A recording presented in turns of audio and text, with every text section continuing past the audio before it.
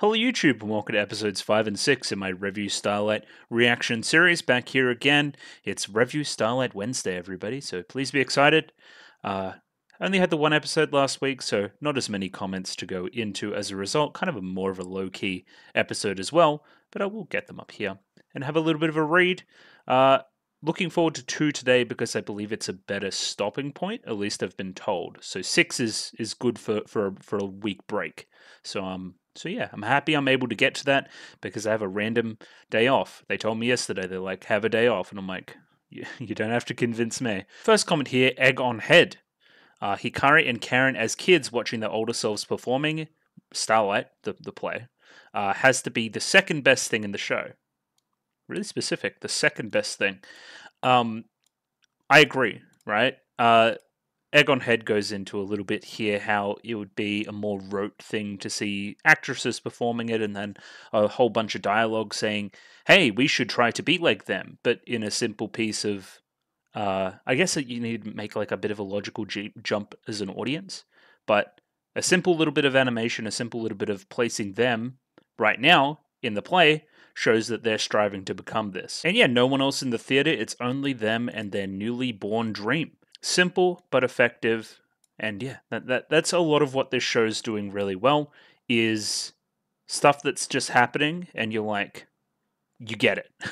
You don't need to hyperanalyze it, right? I do because I have problems, but it really succeeds in the details, I think. Think about all the little character animation quirks between the characters, just building that stuff in the background. You don't need dialogue explicitly saying it if it's shown on screen in a satisfactory way. Oh, and this is why we said second best thing, because the best thing, of course, is Banana's hairstyle, because it looks like a bunch of bananas, which is very nice.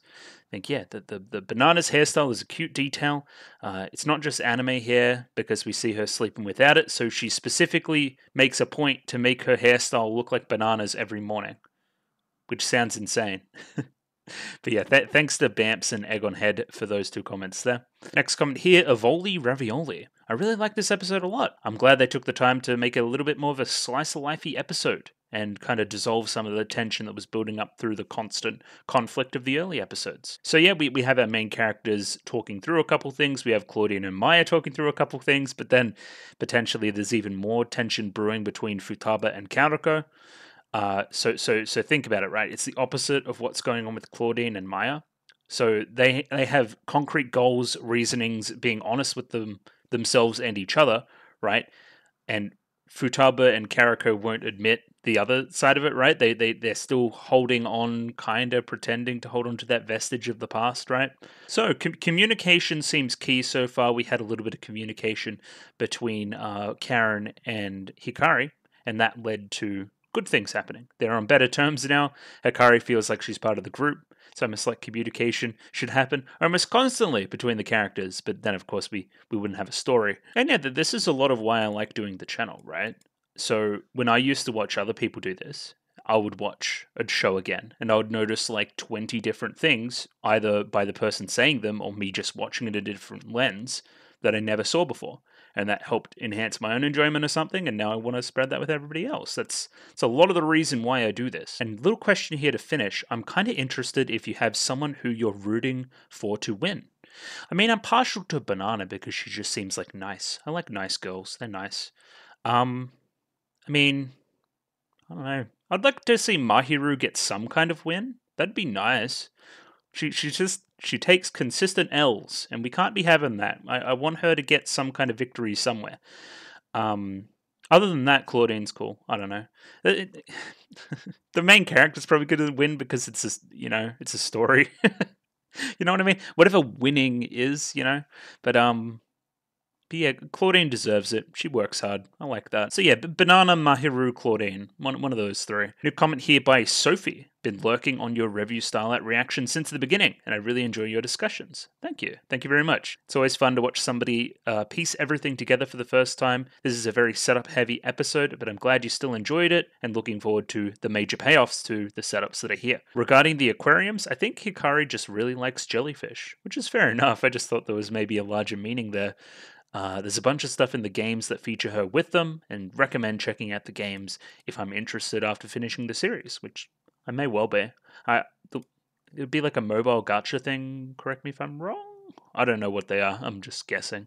But but yeah, I don't think I'm gonna like bust out the PS5 for it. Is my point. And glad I'm enjoying the show. And then a little reply here as well. It's probably worth mentioning that Revue Starlight was first unveiled as a musical stage play, so quite a few of the girls' VAs are just straight theatre actresses that had never done any anime work before. The stage plays are good too, but have a little bit of an alternate universe thing going on, with characters having slightly different traits from their anime counterparts, so it's not super relevant, but if you're interested and you go and check it out. Lastly, the ED, it's going to be sung by different girls every week, so maybe pertaining to what the episode's about. So say episode 5 we get a banana episode or something, potentially the ED is going to be sung by Banana. Just makes sense, right? I'll have to keep an eye and an ear out going forward for that kind of stuff. Next comment here by Ryan. Just some other details that the Starlight play that we see in the beginning implies. Multiple red lights shine on Flora. Flora falls and is defeated. One blue light shines on Claire, who remains at a higher position. This scene actually appeared in episode 1, where Juna sits high above with blue light on her and Hikari being pinned to the stage set below with red light shining on her. I didn't even realize this symbolism appeared so early. It's so subtle that I only realized it after dozens of rewatches, if I can speak. Yeah, this is not boding well for mine. Like, this is feels ominous. Feels like something is brewing in the background that'll make this come to pass. So it's about, we're being torn apart by something. We're pursuing a common goal, but we're being torn apart. We're wedged apart by something. There's tears involved. There's a character falling into red. Lots of light on the head. Red light, bad light, blood. Think about it. But again, that's all very predictive. Like, I don't think anybody's going to get their head blown off in this show. But I don't think it's going to go well for Karen all the time, That's what I'm feeling anyway. And last comment here by Claire Allens. This is one of my favorite episodes. There's not a ton going on plot-wise, but the great character moments we get to see and the camaraderie between the group is, making up for it in that way. It's just nice to see. It's a fun, laid-back episode that I personally really enjoy. This is the type of show I really enjoy, the kind of more laid-back, slice-of-lifey stuff. So just doesn't do well on a channel like mine. It's what I like to watch in my spare time, let's say. And another little bit of trivia here: voice actress who plays Mahiru, who is Haruki Iwata. Haruki? I've never heard Haruki before, but sure. Is actually experienced baton twirler, so they're incorporating that into the show in a fun way. That's nice. And this is common for a lot of the different VAs. We have Nana's dorm room having some frog decorations because she likes frogs. From what I understand, the cast was selected pretty early in the show's development, probably from that other comment from that theatre production, and then they were able to incorporate cool details and ideas like this into the production, making it feel all very wholesome and complete and sweet. If you give characters in show character quirks of actual humans, they feel very unique. I don't know. It's a hard one to do, but they had the time to do it and they did it, which is good. Cool. Then we just have a little bit of a recap and a relook at our themes before we jump into the episode proper. Episode 4 starts with Karen and Hikari reliving their first viewing of Starlight, where they see themselves as actors up on stage. Karen then wakes up to see that Hikari has done a runner and wakes up the entire house to look for her. She then calls her and hears that she's close by to a train, and then cancels all plans for the day and goes and chases Hikari for a while. The girls continue to cover for Karen and Hikari in some pretty funny ways, having some small character stuff here and there, a few scenes, but mostly the episode's about Karen and Hikari. Those small scenes, I think there was the Kariko Futaba one. There was also Mahiru being like down bad for Karen, like protecting her honor. I think there was some small Claudine Maya stuff there as well. Either way, the girls finally meet late at night in Tokyo. I think there's a phone call in between there that I'm missing that was quite a nice scene, kind of just skipping over a full conversation between the two. They reaffirm their friendship and their goals of making the top together. They're going to Starlight with you all over the place, which is good. When they finally make it home early the next morning, the teacher catches them and says they have a lot of extra work because of it, but all the characters don't care and laugh it off anyway. It'll be interesting to see if this extra work comes through in a plot way next episode, or it's just, a little bit of ancillary character stuff that they don't care about the hard work and it isn't plot relevant. Either way, rivalry, zero-sum game. how can I zero-sum game with you? Apparently we can. We're going full protagonist energy. We're very hopeful at the moment. We're going to challenge the system together by being the best that we can. So better practice hard is all I'm trying to say. Again, lots of symbolism about pinnacles, tops, crowns, the summit, like all sorts of stuff, right? And sacrifice is a big theme. Do we have to give something up to get what we want? Is it worth it? You know, it's a lot of what we're saying here. The show's gay, true, and it's well directed, which is also true, and has nice character moments, which is also true. But I feel like a bit of a broken record, so I'm going to go in and jump into some new stuff now. Prediction-wise, I don't really know what's going to happen. I guess we'll just dive into another character, right? Probably. I'm guessing that somebody like a Karako or a Banana or even maybe a Mahiru needs a little bit extra stuff. Haven't really been shown in great detail yet behind the scenes. We'll see. We'll see what ends up occurring. But either way, I'm going to do my shill stuff. If you like the video, consider liking the video. If you like the video and you want to see more, consider subscribing to the channel. Comment below anything you thought about the episode, anything I could do to improve my presentation. Comment below. I'm doing follow for follow on Twitter, so follow me on Twitter if you would like me to follow you back. And the Discord. Join Discord. Love Discord. Discord. And yeah, we're jumping into episode 5. Episode 5 of Revue Starlight right now. Rightio, got episode 5 of Revue Starlight up here ready to go. 24 minutes and 6 seconds on this one, so sync up accordingly with your copy. Alternatively, you could go to the description and click the link that says picture-in-picture version, and it'll take you to a picture-in-picture version that's hosted on a site that doesn't let me do very high quality, so it's a bit shit, but it is what it is. The subs, I still don't know what the subs are called, but they're cool. And yeah, I'm just going to give it a 3, 2, 1 and jump right in. Ready? 3, 2, 1, go. Oh, a little bit delayed there on the start. I'll see if that'll fix in editing. This is the Seishore Grand Theatre. 2 girls. Oh, you two. Hello. Turn up the volume a little bit.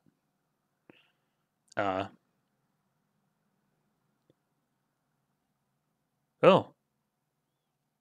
Mahiru? Mahiru episode?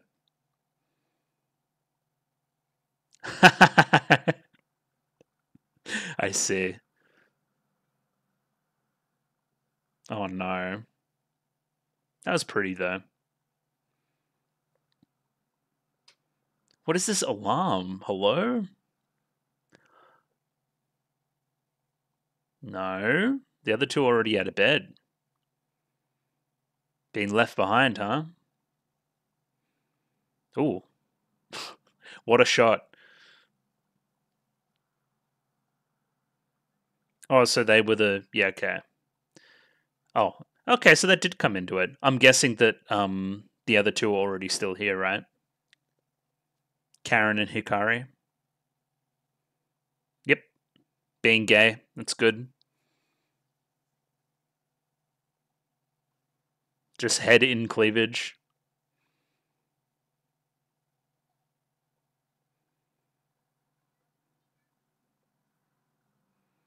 Minna. Everybody. Not Mahiru, specifically. Everybody. It's a bit tragic.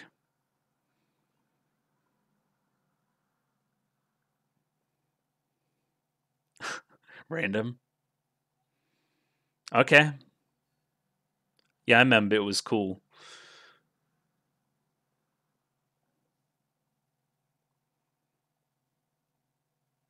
Hello, Banana. You're the odd one out, huh?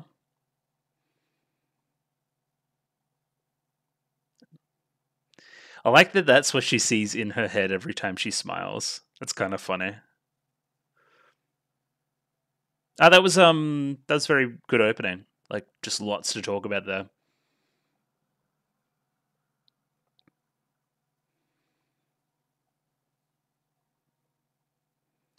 Wait, even on that stage just then, there was only 8 girls.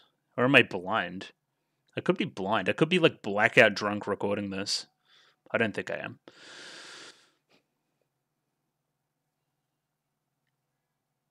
But yeah, My Hero episode, allegedly. Can't wait.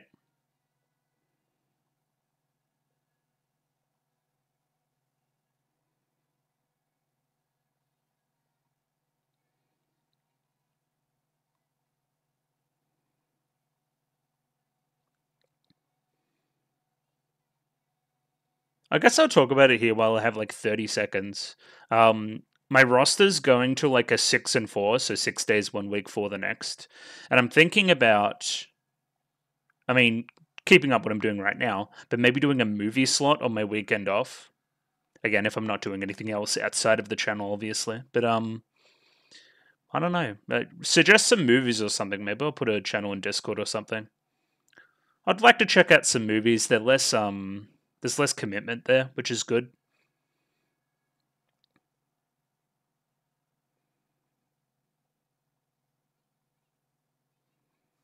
Okay. What's going on, Karen? It's very forceful. Don't know if it's very graceful. Yes, ma'am. Is that how class works? Can you try again? Oh, I'm chasing after her. She's trying not to anywhere. She feels inspired. Yeah, how nice. Oh, because it's like unnatural.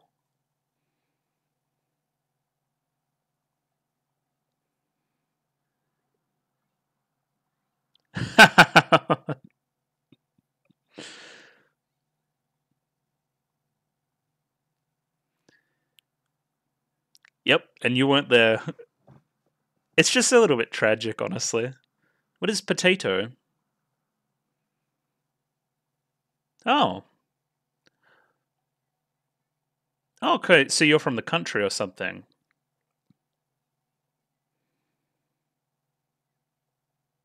What is that?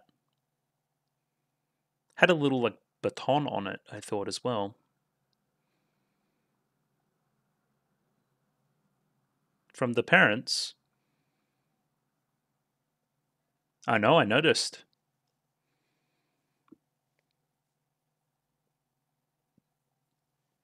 What did you see? Something tragic, I'm guessing. Oh, big family. I think she's got a good family. Grandma. Ah,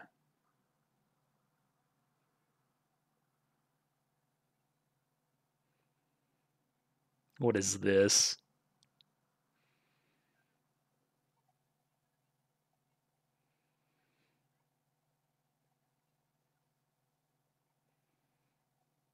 A bit of a reminder of what it's all about, huh?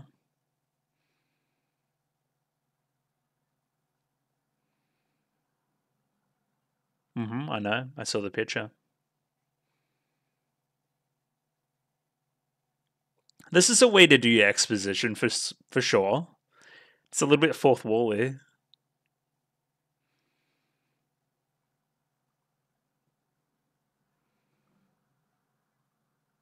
I love the weather up the top too. That's funny. The boom mic. It's all for grandma. You're not very confident about anything.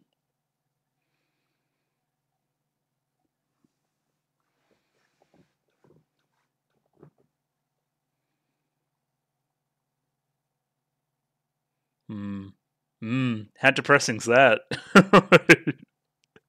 Oh no, not my hero.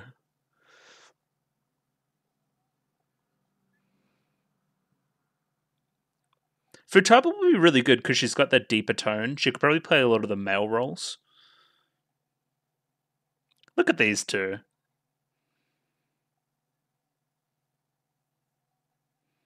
Blending in the background a little bit. Ooh. Like confetti, yeah?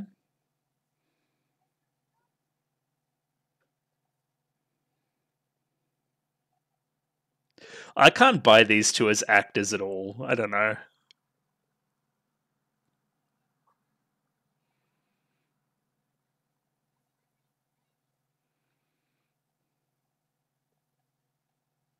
You were imagining yourself in the role? Oh no. How depressing could you be? I kind of wanted to go like full yandere and just like start killing people. But I don't think that's that kind of show.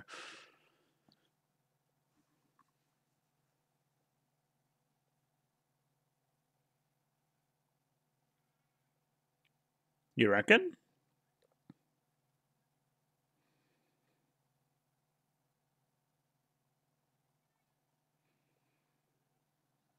Okay. Oh yeah, because you're like the director, right? You're like picking behind the scenes stuff.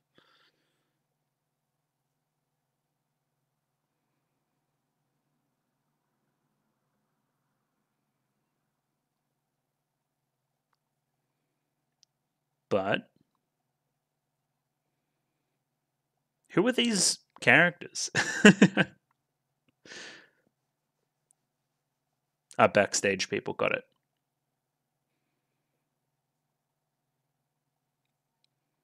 It would be, in a normal like school setting, you would rotate such a thing. But I mean, this is a bit of a cutthroat school, obviously.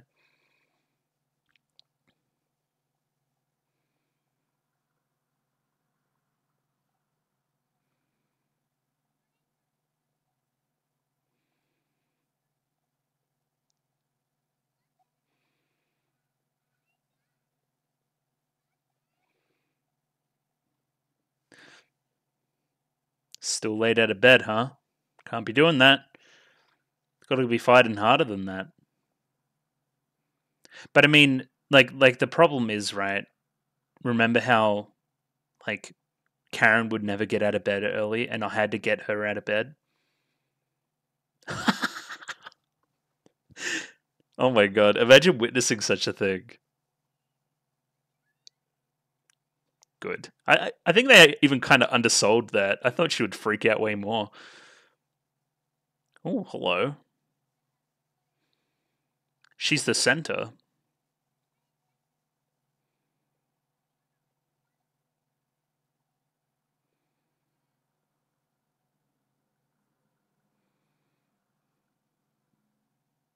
Thank you, Towel Girl. Don't. Don't be weird. Don't be weird, challenge. I'm looking at you. Don't be weird. Oh, okay, gotcha. All right, so we're doing, okay, bit of repetition. Gotcha. Thought she was gonna like put her nose into it.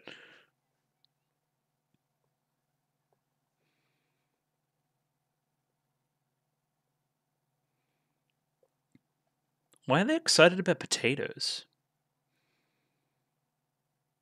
Staying hydrated. That's a W.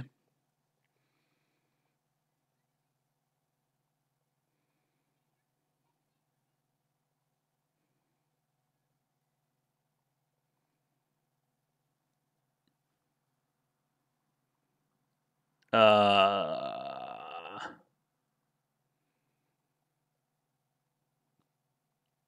where's Hikari? Didn't see her leave.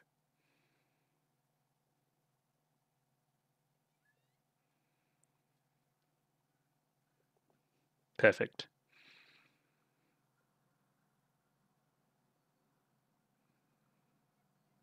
Okay. Ah, Big Karen.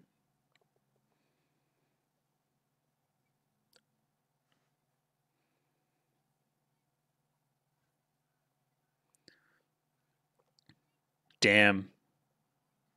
Think about this diagram that we have going on. You only get the remnants, whatever's left.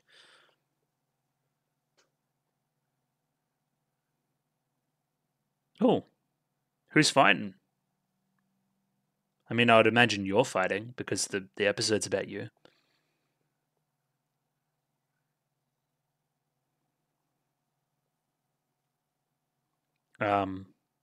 What are you drinking out of? Yeah. Happiness is a weird word. Do you?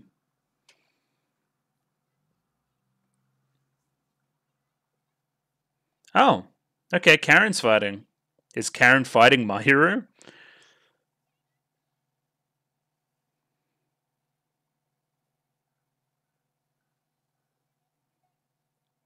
Yeah. What else? Okay, that's not great.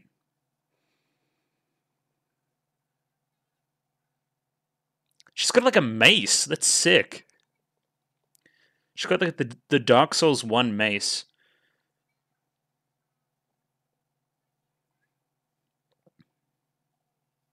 Okay, the fourth day. Okay, review of jealousy is very easy.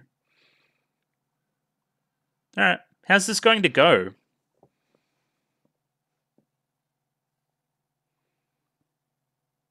Okay,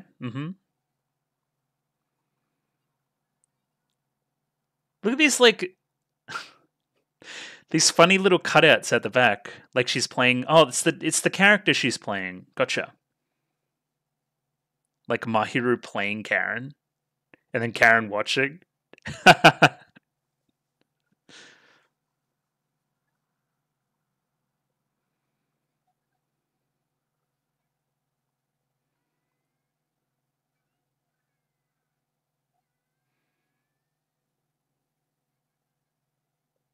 Yeah. Okay. You know I'm watching, right?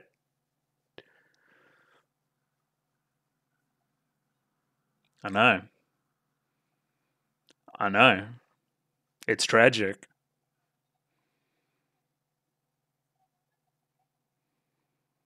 Okay, this isn't very like conflicty. What are these like stadium lights?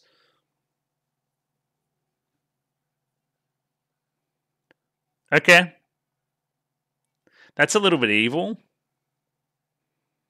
Okay. Time to sing.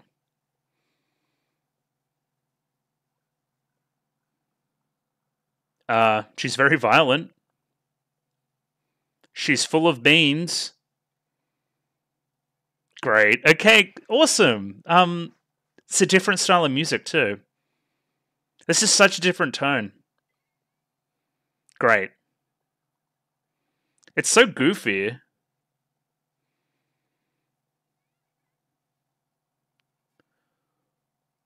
Oh, okay. This is a big challenge for you, Futaba, right?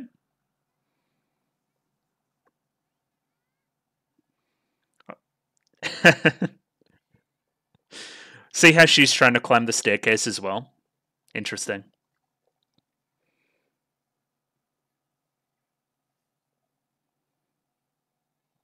Is this Karako and Juna?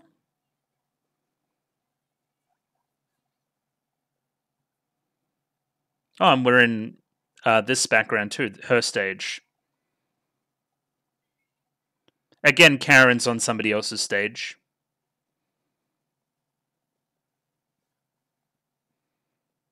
Oh, interesting fight, actually. Guess Banana's taking the night off. I mean, she's not trying at all. Oh, was that, yeah, Hikari distracted? Oh no.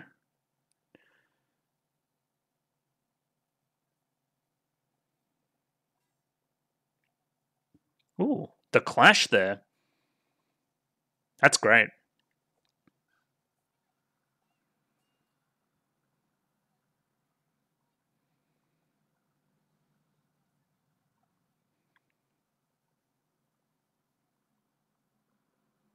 Ooh, back to back. Okay, now you start to sing. Gotcha. Not even you, my friend. Alright. This doesn't seem like it's getting resolved anytime soon.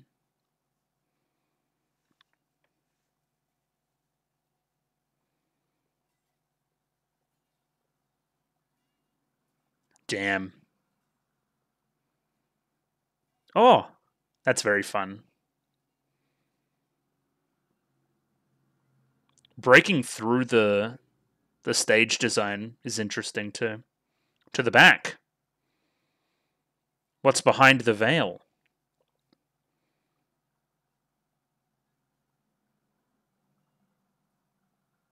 Good old grandma. I disagree. You've been very entertaining this episode, actually.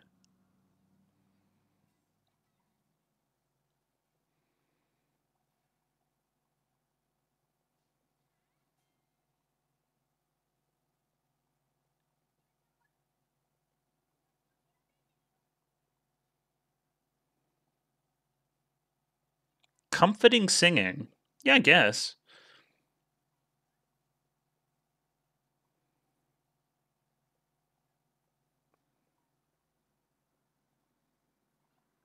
Radiant.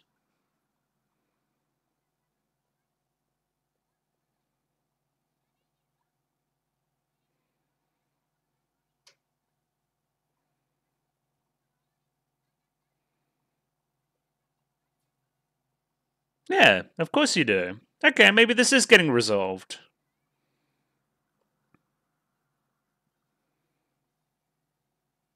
Yeah, you have good points too. You're not worthless.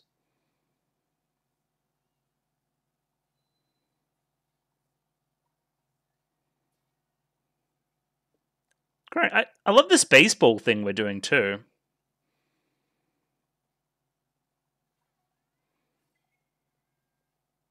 I'd imagine that Mahiru's lost her cape. She hit a home run.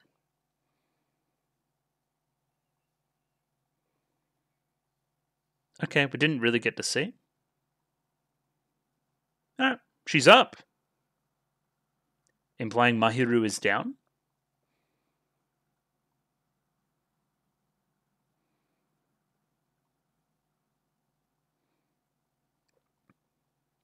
You're alright.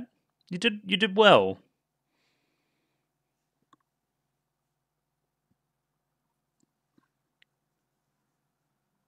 What are you cooking? Banana pie?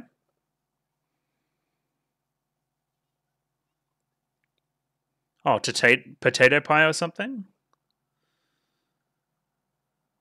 Oh, loads of different potato dishes.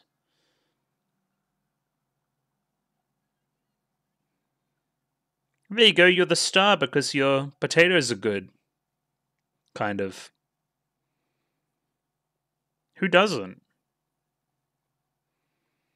That's hilarious.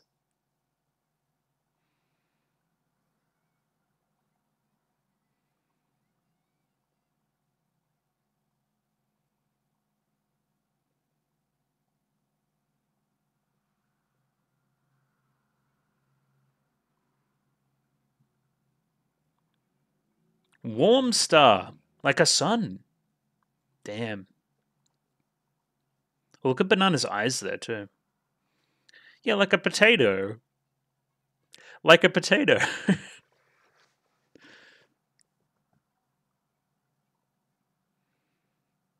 Yeah, but is this going to resolve anything?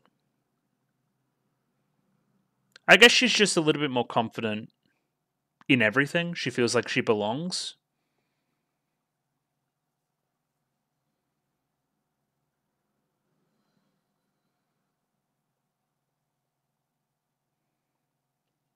Yeah. Charitably, yeah. Oh, I've got something to talk about. This is another structural change. I'll try to think about it during the ED. I really do love her. Hey, yo.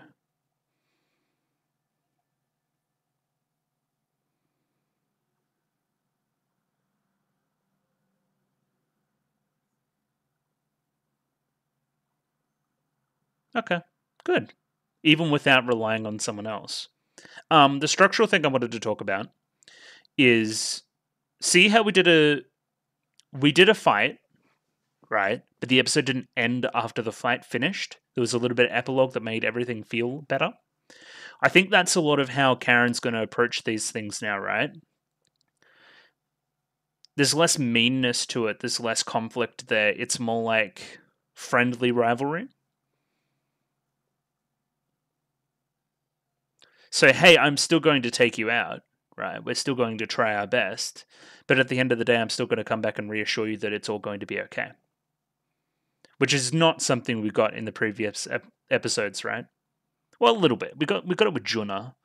We didn't really get it after the Tendo Maya one. I guess that's because Karen lost. Either way, Mahiru's singing this, right? I love that our musical style shifted a little bit. It was a little bit more jazzy, which I liked.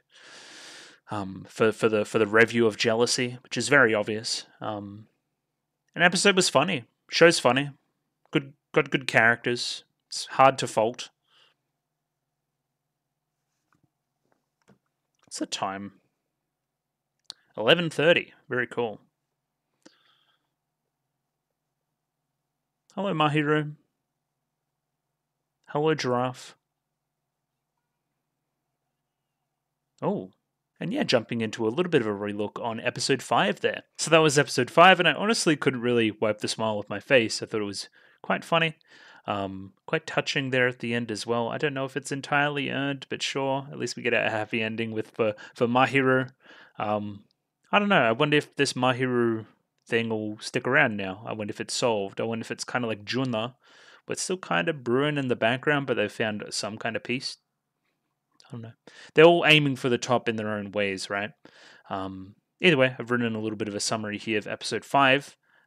Again, really funny. I enjoyed myself a lot. Episode 5 starts with Mahiru dreaming about the performance of Starlight that they did last year, and kind of Karen reintegrating her into the group. She's feeling a little bit nervous, and she helps her put a smile on her face and, does that good Karen stuff that a good protagonist should do. Mahiru then wakes up. It was only a dream. It was reliving what used to happen way back in the day. Got that whole confetti thing going on as well. So, there's 2 empty beds in the room. Karen and Hikari are already at school, already practicing before the people that get there early, they're meant to open the doors. They're there before even them, which is crazy. That's very, very early up in the morning, probably inspired by the events of episode 4, you would think. Karen seems to be really applying herself when it comes to her schooling now, probably reinvigorated by episode 4's events, seemingly leaving Mahiru behind with more of a focus on Hikari. Again, oversimplification, but that's essentially what the episode's about. Mahiru then receives a package from home, loses a little bit more confidence in her sense of self and her sense of belonging in such an environment, right? She feels like she's more and more in the background. She's gone from what would you call it, like a small pond to a bigger pond where there's a lot of talented fish, and she's feeling down on herself as a result. She overhears Backstage and Banana, I believe, having a conversation where they're going to push for Karen and Hikari to be the leads, distancing Mahiru from Karen even more. I'm not even in their league. How can I even hope to compete, right? After being like a mad creep about Karen for a while, like sniffing her sweat, or wanting to at least, and wanting to sip from her water bottle. Question mark. They're all called down to the underground theatre, and Karen is brought into Mahiru's review of Jealousy on her own stage, which is quite delightful. I love all the cutouts and stuff. I thought it was humorous. Karen finally sees eye to eye with Mahiru by the end of this fight, right? Giving her mad compliments about her own warm radiance and her own little Starlight, I guess you would say, before beating her in a genuine competition, in a genuine 1v1, right? Moving 2 places up the board in the process. Hey, we're on the move up. Whatever we're doing, it's pleasing the draft.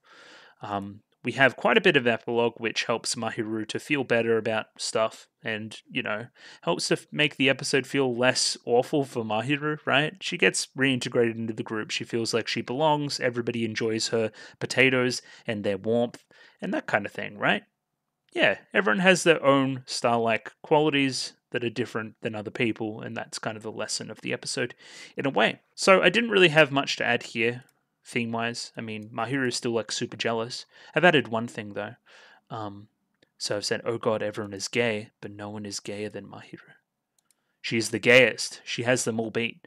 But yeah, everything here is also just true still. So I didn't see any new stuff coming up anywhere, really. Like, more just like, Mahiru feels like she's falling behind a little bit. How could she hope to catch up? I have no Starlight qualities. People are like, yeah, you do. You're fine. You're doing great, sweetie. And then she does great, sweetie. It's good. Yeah, I guess I'll bring the episode up here shortly, but yeah, I enjoyed it. It was good. I will rewatch a little bit now and see what I missed. So specifically, I think a lot of this is just going to be me breaking down certain visual stuff and why scenes are the way they are and how it continues to isolate my hero more and more and more, which I think was, again, the impressive direction of the show coming through, which is good. So yeah, this is the start of Mahiru's dream. We see Claudine and Maya reaching for that.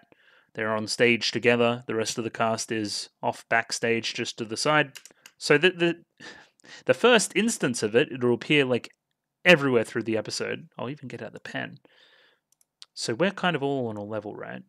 And we're all looking out this way. We're looking for... Oh, I'm blocking it, unfortunately. Sorry. Hang on. How do I do this again? Yes, there we go. Cool. So they're all looking out this way, right? Then nobody's looking back for Mahiru, right? And Mahiru is standing behind even more. So they're on the same level, all looking towards the stage, all looking towards the goal, right?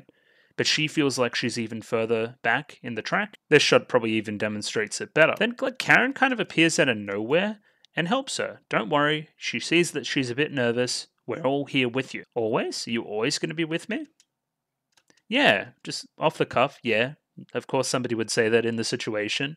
And then we get this confetti idea, which comes through a lot in the episode when we see something that's sparkling and radiant. I think this confetti is coming off Mahiru towards the end of the episode, which is her self-love coming full circle. That's a nice visual element. That's good. Cool. Then we see it's finally a dream. Mahiru's waking up. We see 2 empty beds. Oh no. They're often practicing already. You fell behind. She also has the world's most obnoxious alarm. I could not do that. I would smash my phone if I had that alarm. So Futaba, Kariko, they're still hurting from the legendary hazing, which is an element of episode 4 coming back, which is nice, just showing that continuity. Kariko's obviously like the tired one, so still needs to rely on Futaba. I wonder how much longer this is going to last. And we have these two already in the classroom as we open it, being gay together. And poor old Mahiru, again, we're emphasizing her difference from everybody. How is she different to everybody right now? Let's see if we can figure it out. So this is kind of our best shot of it. I think we maybe get one later. Not really. Either way, they're all in their leotards, I guess you would call them. And Mahiru, unfortunately, is in her uniform. Here. Very, very cool. We also see 3 characters here. I think it's Maya, Claudine, and one other. The Juna all pass by Mahiru through the door, you know. Just walk straight past her like we surpassed you already. She feels like the odd one out here, is what I'm trying to say, and they're doing it pretty subtly, in a nice way, right? There's obviously the shock of seeing, you know, my precious Karen with Hikari, that whore. I could call her a bunch of other names, but I won't. But like the rest of the episode's trying to say that she's separate from even the rest of the group as well. It's isolating her. We also have this moment here where Karen confronts Tendo a little bit. I'm chasing after you. Good morning, by the way. And yeah, Mahiru's a little bit shocked by that. That isn't normal for Karen, right? Got eyes for even another girl, potentially, in Tendo Maya, who is at the top. How can I hope to compete with the top? But even still, Karen still sparkles when she smiles for Mahiru either way. So she can't forget about her. She's obviously very important to her. That's where the drama comes in, right? So there's something about this form that's super effortful for me. I'm obviously no dancer, but it doesn't look right. So when she gets jammed for it by the teacher, I kind of feel that. I feel that that's necessary. But yeah, this is the difference, right? Instead of like being a little bit self-depreciating and maybe making a joke out of it, Karen's like, let me try again. She's way more determined. Where the rest of the characters are just essentially calling her out on it. Like, this is weird, this isn't normal. Another very obvious one, we have Karen running here, then Mahiru chasing after. Like, very, very obvious. So one thing I should have noted when they were getting out of bed as well, right? It used to always be, think about the first scene in the show, Mahiru's helping Karen out of bed, right? But now Karen's outgrown her. She doesn't need that anymore. She doesn't rely on me for that. She's got somebody else that's getting her out of bed even earlier. Like it's all building up to help this feeling of, I guess, Yeah, loneliness for Mahiru. And yeah, they've all got their eye out for her now. We can't afford to let our guards down. She's really trying hard. It's wonderful. It's great. Claudine's kind of jealous that that Maya said that too, which is gay as hell. And then we get a package from Suzaki Farm, which is Mahiru's surname, I believe. She's from Hokkaido. Oh, interesting. It gets cold in Hokkaido, correct me if I'm wrong. It's the snowy part. And this is great. She gets a big old package full of produce as well as a few other snacks just for her. So she's going to share it with everybody in the dorm. If anybody here's ever lived in the dorm and received a package like this, it is so nice because I never buy this kind of stuff for myself. So somebody giving it to me is just really, really cool. She does kind of imagine twice as many Karens as she should, though, which is kind of funny. Like, she doesn't imagine Hikari at all. Yo, that's kind of funny. That's hilarious. So kind of contrasting the other girls, right, who are now tuckered out, obviously practicing all day, very, very tired. Mahiru, probably not trying as hard, is now out of bed, distracted by this CD. This, not a CD, you can't see stuff off a CD. DVD, I guess it would be. Of a recording of a news thing that used to be on a local TV station near her. First, there's a letter that's read out, which is, hey, we sent you a bunch of cool food, hope you like in Tokyo. Send in our love, basically. And then that's where the DVD came from, right? They were looking through the drawers, found a little treasure. We see the family here in this photo. We see this photo again later. She's got 5 younger siblings, so there's 6 kids. It's kind of like dad, mom, 5 siblings, and grandma on the farm. It's kind of insane. Obviously, big potato harvest up the back there. And then, yeah, this baton. There is always light behind the clouds. Okay, whatever you say. There's like a sun thing going on too. That's very that's almost Symphogear, where we do a lot of sun and moon stuff.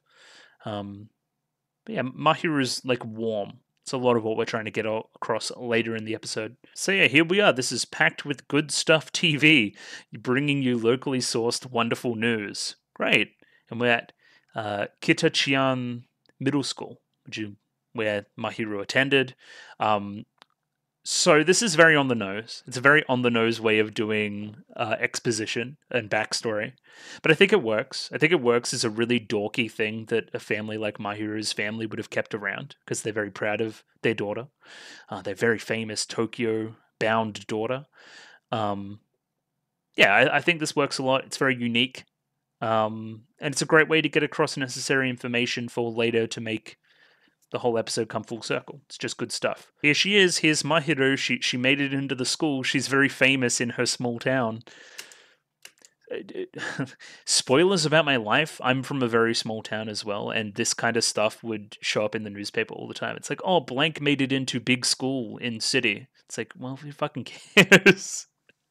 But I don't know. It's definitely resonating for me. Let's say that. And it's all inspired by Grandma. The choir stuff, the baton twirling. Now the baton twirling in episode 4 makes sense. Yeah, it does a lot because it's one of her major things. And here's the thing, right? I would imagine that behind her, that's probably like her entire class. And she's standing out in that class. She's standing forward, but still she's noticeably timid and a little bit nervous. I like how amateurish the production is as well. You got that boom mic in frame. It's all just wonderful. And again, it's all about Grandma. I applied for the school for Grandma. It's all about Grandma. So you'll be going to Tokyo. What kind of star do you hope to become? And then she cuts it off there, right? Okay. And then we see at the end of the episode, there's more there. She actually has a really nice answer to the question, which is less focus on being a star and more focus on the other things that she's really good at right now. Maybe she's lost sight of that a little bit, needed that reminder, and gets it by the end of the episode. There's a bit of dramatic irony in her turning it off right then and there.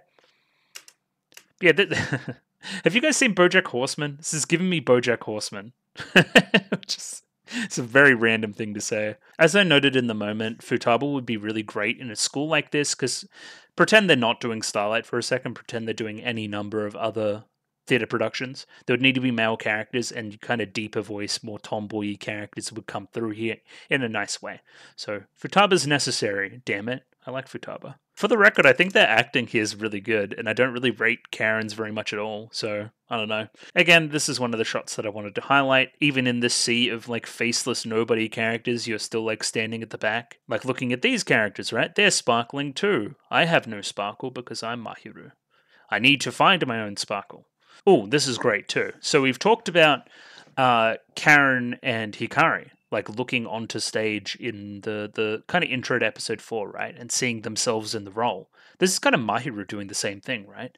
Because, you know, it's pretty obviously not her here, but then she hears them acting and sees herself in the role, which is kind of really sad. Like if I can get a good shot of her, damn it. Yeah. That's just terrible. That's depressing as hell. Like you're that envious of your own classmate. Like just go up there and do it. Yeah, but it's a dream for her. It's unattainable right now in her like level of self-esteem. So okay, this is where this comes from, right? So Banana and other two girls are watching this performance. Obviously, liked what they saw. Cool. Yeah, leading into this scene here, where Mahiru overhears that they're considering Karen and Hikari over Claude and Maya for the role, which is pretty insane. They're in consideration for the lead by the backstage crew, who are running auditions presumably. But again, it only furthers to distance Mahiru from that level, right? I could never even hope to be a lead. Like, if Karen's going to be a lead now, she's going to forget about me, and that's where a lot of this angst is coming from, right? She's probably also like missing Karen a lot and a lot of her touch and that side of thing, and that's where a lot of the creepy stuff comes from, like the sweat and the drink bottle and all that stuff. Yeah, in reality, in a school like this, you would get a rotation, right, of people in lead roles, so we could see other people shine, because that's just how schools work. Like fair like that, there's a whole lot more parties that need to be satisfied. This is a pretty competitive school, so I could believe that they're just going to choose the best person each time. Which still should be Tendo, Maya, and Claude, you would think. Yeah, Banana kind of gets told off by these two girls as well. They're kind of like, if you want to be better at backstage class, you got to learn to approach new things.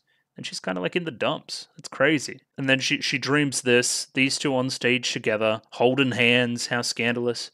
Shining way more than she ever could, still standing in that same place she was last year, off to the side. And then blocked by curtains.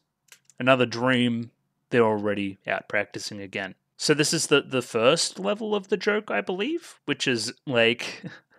So she's obviously very emotional after this dream. She goes over to Karen's bed and starts like crying into the pillow and like sniffing it and being weird. And then, yeah, there's the kicker. Hikari's come back for something in the room and is just witnessing it. And that's the awkward part. She seems way cooler than me, and I'm looking even more lame in front of her. What if she goes and tells Karen about this? How embarrassing. And the thing we do here is the pillow throw, and we do like a good old classic rule of threes on it, where Hikari keeps walking in on things and she throws whatever she has in her hand away. Initially, I thought it was undersold, but then I saw what we were doing with the rule of threes, and I thought it was actually pulled off pretty well. So shout-outs to comedy. I like laughing. We have Mahiru still off to the side, Karen at center stage, only here to give her like a towel to wipe herself down. Then it's like, oh, her like sparkly sweat. Better like stare at it for a while. Like with like a blushed expression. Like, what are we doing here? And then of course, like Hikari's just nearby witnessing the whole thing, resulting in throw joke again. So she doesn't see it yet, but everybody in the background, they're all very excited for the whole potato thing. So she's, missing the good things because she's too focused on the bad things right now. It's pretty natural for a person in her state. So Karen's going to head back in and do one more practice session before going home, telling Mahiru to go home in the process, kind of like, oh yeah, you can go home, it's fine. Takes a sip of that water bottle as well. Leaves the locker open, that water bottle's right there. She's looking around for Hikari, making sure she isn't looking on. Again, like that desperate for like secondhand spit. I don't understand. I don't understand. And then yeah, of course, Hikari's here again. Rule of 3 on joke. Throw water bottle. Perfect. And then this scene didn't really work for me. It was very dramatic. Like, Hikari's probably just like, what are you talking about? Like, I don't know. You should be giving a little bit more of this angst to Karen, and we end up doing that eventually, but it's not like Hikari's trying to steal her away. It's more like Karen just being a little bit of a ditz. I don't know. We have this piece of symbolism. We have a giant sparkly Karen sparkling down. She is her pinnacle. She is Mahiru's pinnacle. We're sparkling down onto naked Hikari. And then, most of it's going onto Hikari, right? But whatever is overflowing is all that Mahiru gets now, right? Where she used to get all the affection. It's just a pretty simple way to show that somebody else is more important than you now, Mahiru, and you only get what's left, right? You're feeling a little bit starved for attention. Don't steal my glimmer from me. My glimmer, obviously, being Karen. There's that line too, don't use the word steal lightly, which I don't really know what that's about from Hikari. But then we look at our phones, there's a fight on, which is cool. So now we have Giraffe sipping from like wishing well, like fountain, full of coins and stuff. This blazingly violent jealousy is a sweet happiness that holds the girl captive. And then wakarimasu. So we're using a lot of that to inform her stage. So we don't do the full intro for Karen this time, which I think is a good choice. It would have been a little bit long in the tooth. So whatever this cat mascot is like one of Mahiru's things. She also has like a mace, which is epic. But okay, let's talk about it now. Probably with a better shot, let me say. Yeah, here we go, right? So her aesthetic, to my knowledge, is cutouts, is backgrounds, is set, is everything else, right? What this is telling me is a visual representation of her always being in the background. That's what I'm seeing out of it anyway, right? There's also a lot of her hometown imagery here. I'd imagine that there's an explicit focus on baseball, maybe up where she's from. A lot of which is coming through in, well, a lot of the instrumentation, but a lot of the set design as well, especially our final conflict there. And I should say that this is the Revue of Jealousy. This was funny. She's kind of playing out herself as well as Karen in like a romantic scene in front of Karen, which is insane. Like her Karen voice is great. That's just hilarious. And like this little cutout in the background showing which character's which. It's got this really frumpy kind of character design to it. Very cartoony. Not very respectable, I guess. It's all little bit of a farce. Kind of follows Mahiru's character a lot. Like, I don't know, imagine seeing somebody that you thought was like just a friend and then seeing that they thought about you this much. That's a pretty intense thing, I don't know. But yeah, this is where she gets her sparkle from. This is where she gets her confetti. Hooray. She is sparkly when Karen is sparkly. It's all dependent. This is what I see. This is what I desire. This is what I don't have. You light me up with your glimmer. That's why I was able to get this far. You promised that day, remember? That you would always be with me. So I'm not handing you over. This is where we're getting a little bit like crazy obsessive. Where like all of our set design are coming in. It's all just very... It's funny. It's like almost like a children's TV show. Except the red eyes, and that she has like a massive mace. Jumps down, twirling it like a baton, slamming it into the ground, making a big old hole. She is pretty powerful. This is to give us some amount of threat from the fight. So we're bringing together a lot. We're bringing together, like, there's a lot of baseball. There's a lot of hitting people for home runs. There's a lot of twirling stuff, baton twirling, that kind of thing. Along with whatever the hell the set is as well. This is Mahiru's stage, everybody. And then, yeah, we got our song in the background, of course, that I'll now give a read. First, I'll talk about the instrumentation, which is a lot smoother. It's a major departure from what we've seen in the past, and it fits Mahiru a lot. She's not as intense as somebody like Atendo Maya, so it makes sense that her song is a lot more like calm and that way inclined. Don't look at me that way, at least let me play. Won't you look straight at me and no one else? Please stay just like you are forever. Don't change, don't grow. Be the same as you always were and I'll be with you.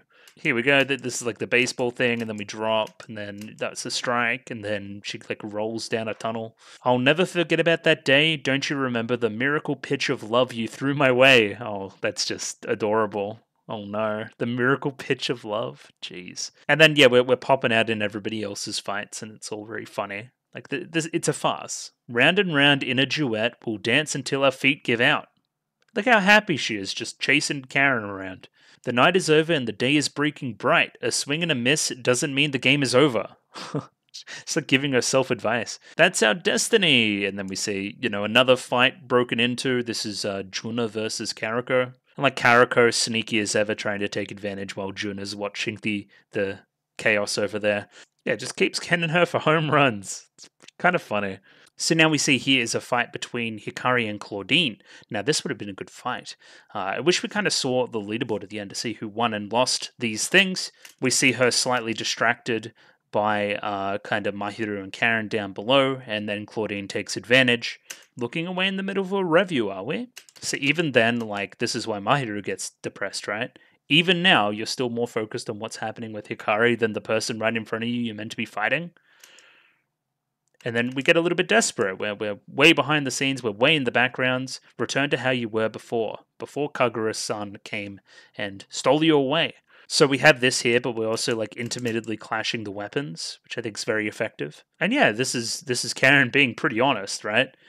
But I remembered the promise I made with the Hikari-chan, the reason I became a stage girl. My Starlight! And now she starts to sing, Karen up in the top corner there. I'm running Starlight like a fastball, and because of that I can't lose to anyone. I'm sure we'll end up as twin stars in the sky. I'll continue the dream I once had. I'll never forget that day when I close my eyes, it's all set in motion, I'm being reborn. Change! Change bad, stay the same. It's the conflict, yeah?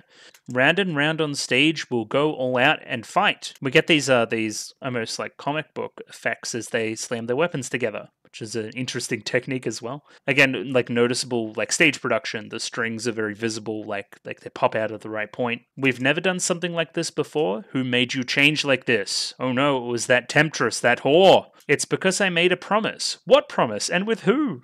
Oh, the song's great. But then, yeah, we see that behind everything, behind the whole set, we still got this image of these two together in the room, showing notes, studying, two twin stars, right? What it used to be, what I hoped it would be forever. Look at me and no one else. See those small lights? Will disappear along with the light of day. The stars? Yeah. Okay. Oh, this is cool. Okay, so Karen, Hikari, Starlight. But I'm the sun, baby. You know, it'll all disappear one day and I'll take over. My radiance. And then we're getting in the dialogue a little bit of stuff about the inspiration for Mahiru being here, about the grandma and stuff. Without you, I'll lose everything I had. Don't make this game end. Oh, it's all coming together. The game, the baseball. You're everything I have. Without your glimmer, I can't do anything. And the melody's really nice there, like that da da da da da da da da da da. It's like really catchy. So this is a great song. And then the lights off. You're really shining on your own, Mahiru. And this is when we get our little bit of like convincing dialogue that gets her out of the dumps. I love your comforting singing. I love the way you dance like the sun thing. You're kind and you're radiance. Or radiant. And yeah, hey, despite you having a low opinion of yourself, I still think you're shining. We still didn't resolve any of the jealousy stuff, or any of you, like, ignoring her stuff, but I don't know. At least you're shining. At least you're happy about that. And we hit that chorus one more time as well in the song, so we get that flashback to that photo with the family. And they're kind of singing together. You can see it with the red and the green subtitle up there. Because the night is over and the day is breaking bright. The shining sun is lighting up the field. Let's continue with the game. And then, yeah, great. Like this, the scoreboard drops back down. We've got M and K. All right, here I go. I'm ready. Be gentle with me. However, I can't lose here. And that's when we see Karen do that decisive strike. When they each go to their separate end, come together. One battle, all that we have. Karen wins out. Hits that the last home run that matters in the 9th inning. And game was set. This marks the 4th day of auditions done, where she's beaten Mahiru. I drew Karen up 2 spots from 9th, where we last saw her. And then, yeah, we have a little bit of an epilogue, which I say is a difference from what we've gotten before, where a lot of it just kind of ends as soon as we finish with the battle down below. There's maybe a little bit of stuff, but not really a lot. This is in service of making at least Mahiru feel better about stuff. So she says to herself, I lost, but yeah, there's some kind of casual acceptance of, hey, I feel better about myself and where I am, and despite everything, there's still things I'm good at. And yeah, all the potatoes are ready. We've spent a lot of the time making these potatoes for everybody, and they're all enjoying it. Hey, Mahiru, you contributed to the group, to the community in a nice way, and they're enjoying it. How nice is that? They're warm, like you, like the sun. Again, it's all coming together. I'm just looking at Banana with her phone, though. She's obsessed with taking photos, huh? This is potatoes is really good, too, instead of like this is Tendo Maya. That they're also watching this video from before, but we get that little bit extra at the end. Mahiro is initially embarrassed. I want to be able to make the people I care about smile. I want to become a warm star like that. That's the kind of star I want to be. Kind of like the sun. Think about it. Because the sun is a star as well. There's also like the smile thing. I want to make people smile. And then we've got that kind of smile from Karen a number of times with all the sparklies coming off of it, right? Like, hey, I lost sight of what I actually wanted to do in all of this, right? And when Mahiro smiles here, she got the sparkly on her. Hey, I'm not that different from everybody after all. See, even Hikari agrees. That means it must be true. They're right, I really am shining. And yet, everyone else's glimmer was so blinding that I went and lost confidence and became a coward all on my own, right? I got lost in everybody else's that I forgot what makes me me, and me special. If I think about wanting to make the people dear to me happy, I can shine as much as I want. Isn't that just nice? I still don't reckon we've solved anything, really. Like, you're still madly in love with her, and, you're getting kind of pushed to the wayside a little bit. But as long as you can make some people happy sometimes, that's okay. I guess that's a good message. But even without relying on anybody else, I still will shine. I still will glimmer. That little turn of the baton on the thing, and then into the ED. So okay. Karen's cool and whatever. I like Karen. I love her. She's awesome. But even without her, I'm going to continue to be shining in my own way and making different people happy as a result. Okay, yeah, good message. Thumbs up. I enjoy. And then, yeah, she sings the ED here to wrap us up. And yeah, I think it's just about time to roll into episode 6, shall we? So I'll get that one up shortly. I might just break for a quick break to eat. So I'll be back in a little second. Rightio, got episode 6 of Revue Starlight up here ready to go. Let me pop that up there. 24 minutes and 5 seconds on this one, so sync up accordingly. As always, picture in picture and subs. I don't know what they are. Anyway, just doing the countdown now. Rightio. 3, 2, 1, go.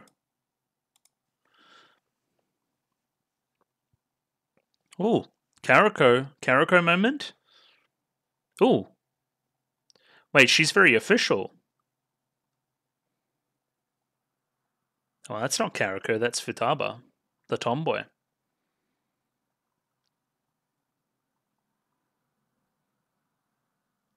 Fantastic kimono girl.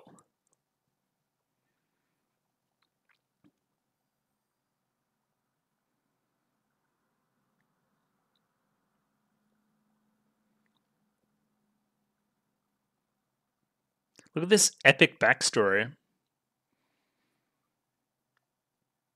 What are you tired of?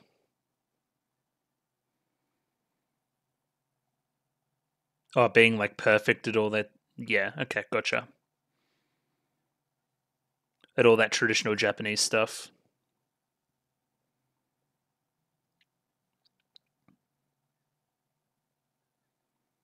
Okay, lots of flower stuff. Okay, sounds realistic. New family.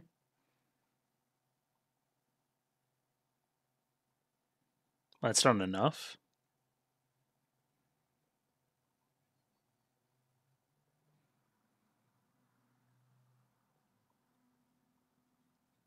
Well, that's not going to work. Cute. Cute. Karako moment.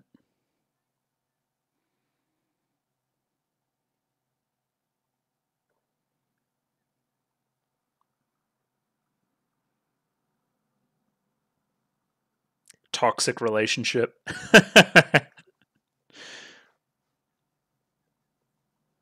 Fan, huh? Hmm. Okay. All right. I see how this relationship has ended up the way it has. The music's great, though.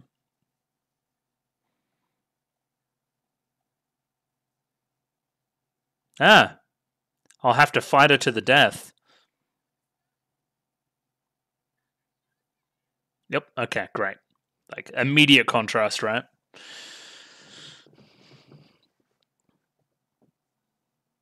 Indeed. Okay. Karako and Futaba episode. It's been on the cards. We're getting rid of episodes we need. We need Banana episode, and we need like Claudia and or Claudine, I should say, and Tendo Maya episode for sure. What's Banana doing though? Whenever Banana is not on screen, all the other characters should be saying, "Where's Banana?" It's not hard.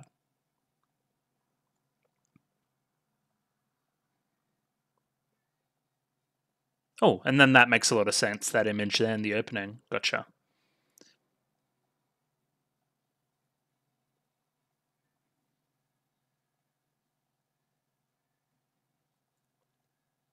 Oh, I just figured out that they're fighting in this. They're fighting on like the scaffolding of like the tower. Think about it. Climbing to the top. Oh, look at these two.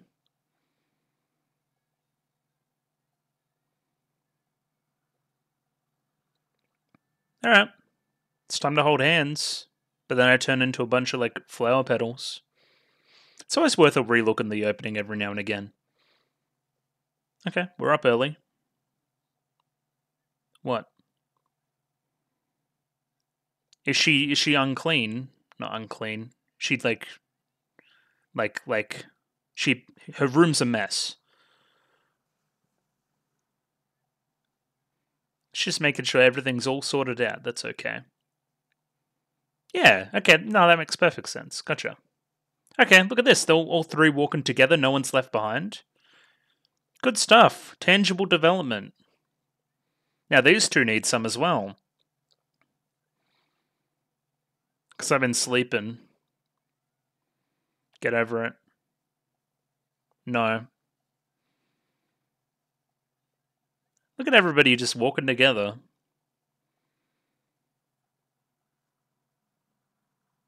But it's always like characters touching each other, you know?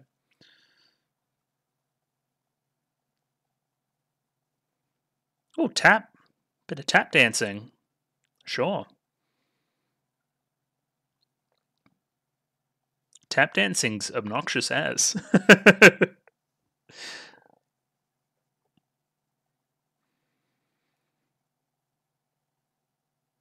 Oh, it begins. She's been practicing.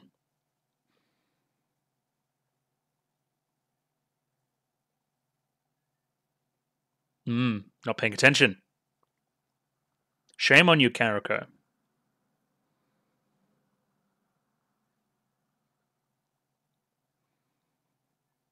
Oh, okay, it's these two from before. Yeah, we know who you are.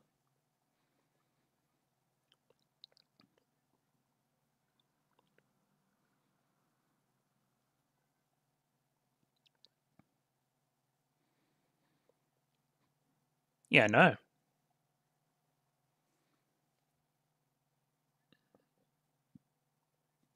It's audition time. Oh, okay, that's kind of reflecting the auditions down below as well. What?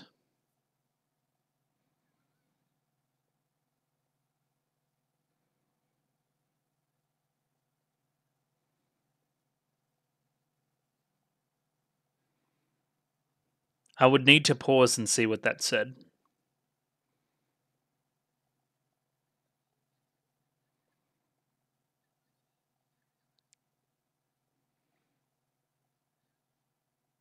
Your shit. You're. It's very mean.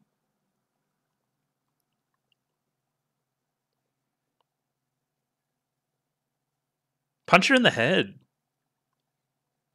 Well, you clearly do. Look at the tantrum.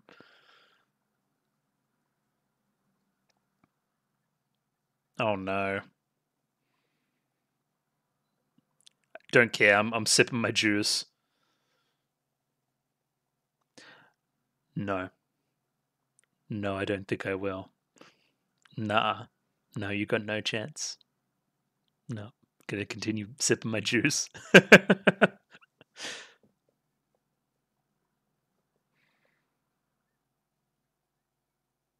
She's very pampered, eh? Nope, I'm out here practicing with my new girlfriend. Crazy. Where are they practicing? What's this facility? Oh, it's just a park. Okay.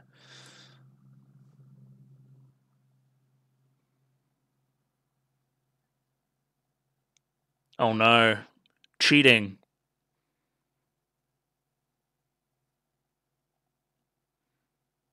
Look at the stance on her. Okay. What of it? I wanted to become better, so I practiced. No, you're being. No. Oh, Karako. You need to practice too. Yeah. Yeah, that you're taking the wrong lesson from this. It's not given to you as a birthright. You need to try hard for it and practice. No, it's not about that. It's about practicing, and she's helping me to become better. Like, it's not an interpersonal thing between us. Oh, okay. That room doesn't have a second bed. I guess you're sleeping on the floor, Hikari style. Oh, all alone on the Tonda.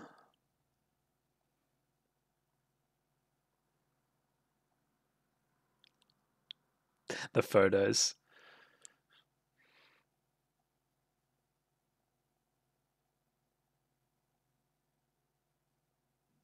Oh no, it'd be so much better if you two just like tried to be together at all. I don't know, like a little bit. Oh yeah, you don't like that vegetable? I remember that from like episode like 1. Oh, cramping in the foot? Oh no, just like sore feet, probably from walking and not taking the motorbike. Oh, she had a push bike in the flashback too, yeah?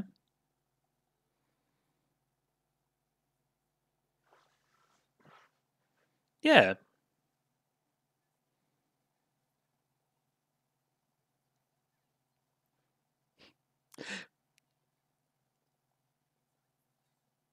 Okay, so we're continuing on from there.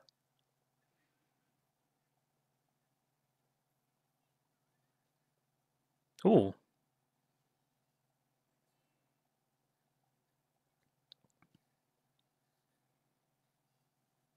Insane shot. She's cracked. Okay, but she's getting her ass beat by everybody. So who was that? It was Hikari and Tendo as well? Okay. Not here. You're all alone. Oh no.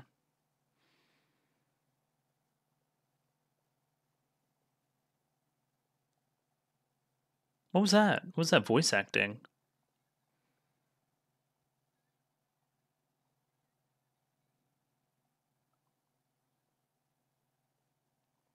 I see. Okay, you're playing silly buggers. You're trying to get her to come back to you.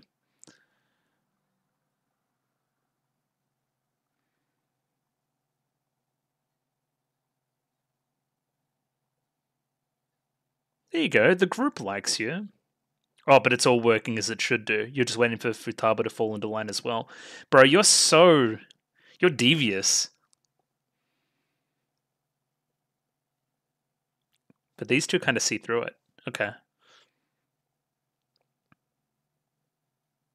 Oh, it's working. Oh, the smile.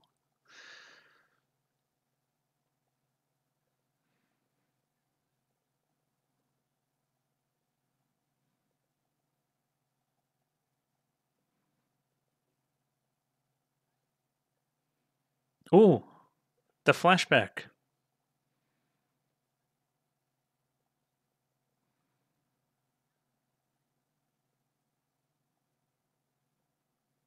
Didn't work. Didn't work on her.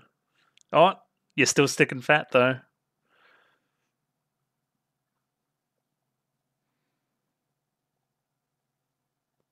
Yeah, I mean, she doesn't, but she can learn.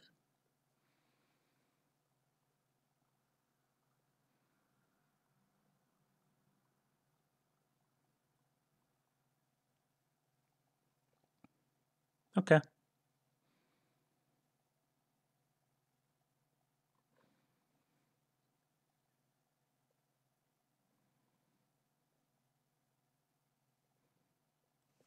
the kind of perpendicular. It's clever. Clever framing.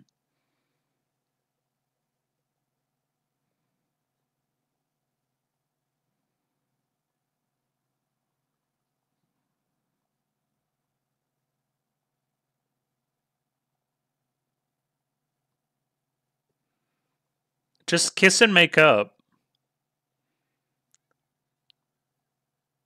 Oh, the outfit's kind of killer, though. Oh, Karen's just adorable, though. She's so stupid.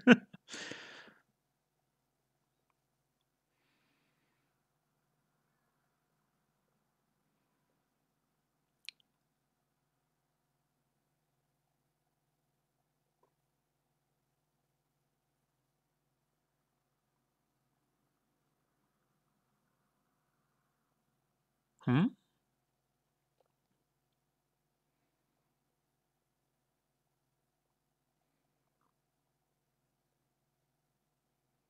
Okay.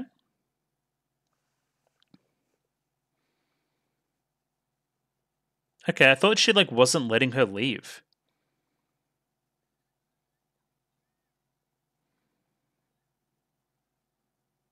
Well, I mean, she's probably not going to leave. But that doesn't mean it can't buy into the drama of the moment.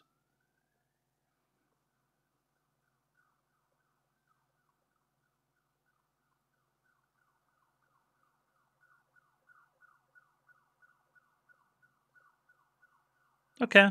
Thanks, Tendo Maya, as well as probably, like, parental figure.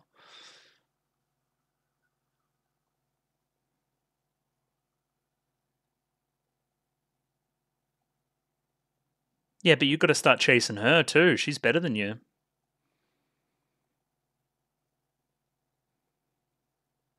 Yeah. Chasing after somebody else. If you want to be chased by her in the same way you used to, you got to get better. Healthy competition, baby.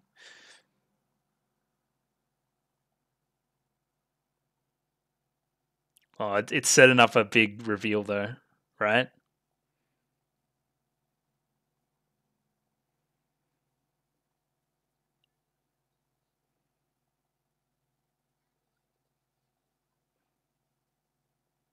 There you go.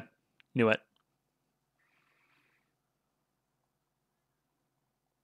With the helmet in the hand is insane.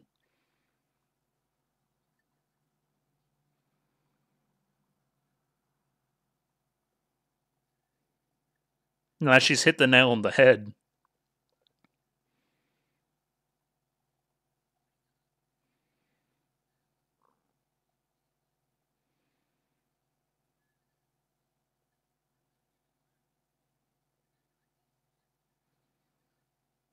Just be nice to each other, you two. It's about time for a phone notification, though.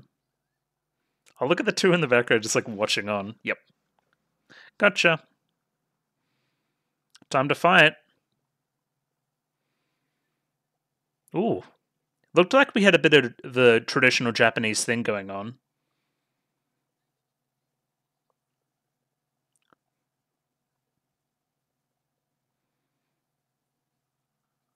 Indeed.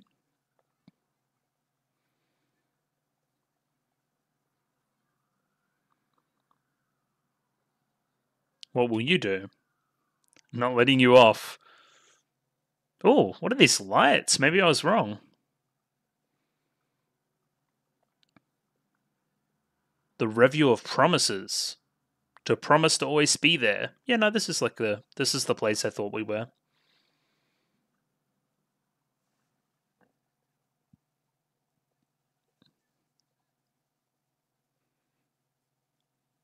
I mean, that's just fair.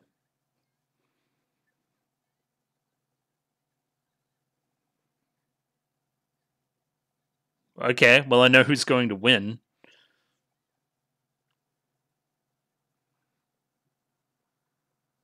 Okay. Well, listen to the song start up.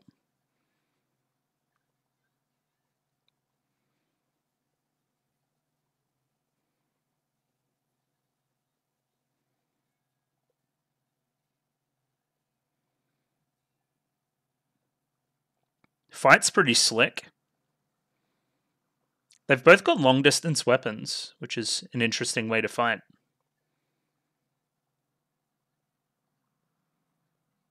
You just made it in.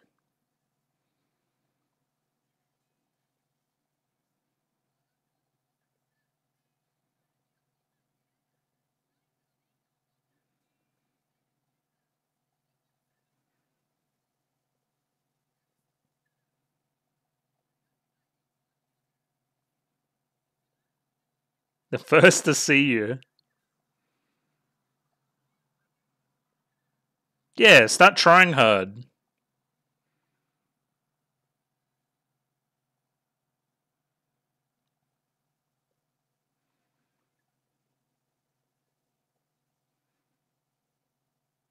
Indeed, there's Tendo Maya. She's scary. Who's she fighting? Okay, Claude versus Juna. I'm pretty sure I know who's going to win there. Wait, who was fighting who there?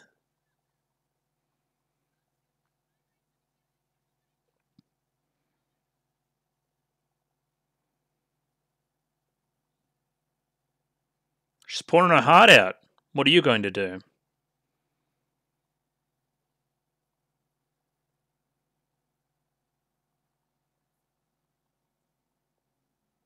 What is this? This feels like a trick.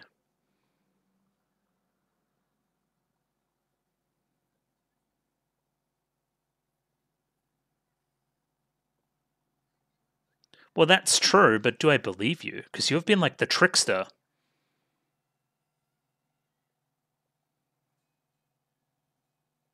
Yeah.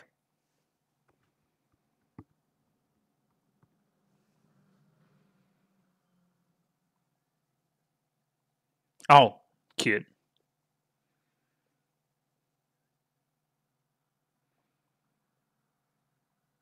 Oh. The red? The curtain. Yo, okay. Look at this background. This is like way more real. Okay, no, it isn't. I see it like a bit more of the set.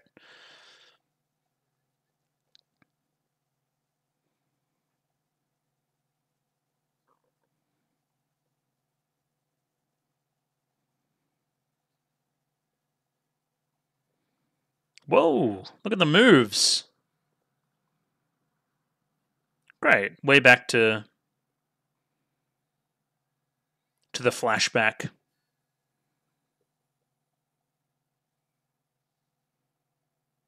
There you go. Okay, you still got a bit of a weakness. You still saw that old her, right? And couldn't do anything. But that was still inspirational to get her back. Okay. I guess that's a way to take it. I'd be pretty depressed if I was Futaba. Like, I still haven't gotten over her. But should I get over her? I don't know. I don't know. What is this?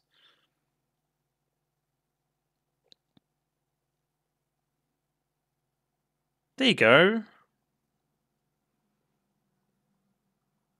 She's going to drive you today?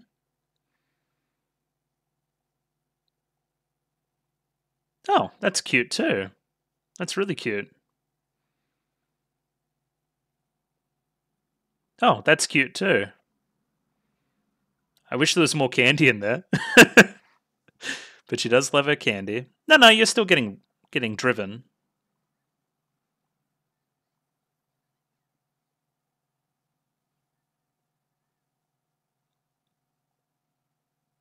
Okay, you two. It's still toxic, but sure.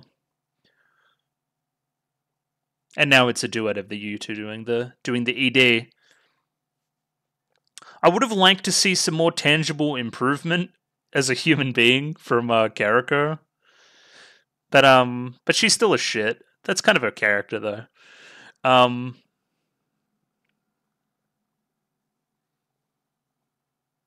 It's way more about motivation for mine and why we're doing this, and she forgot why we were doing this, and that was like the reminder. Okay.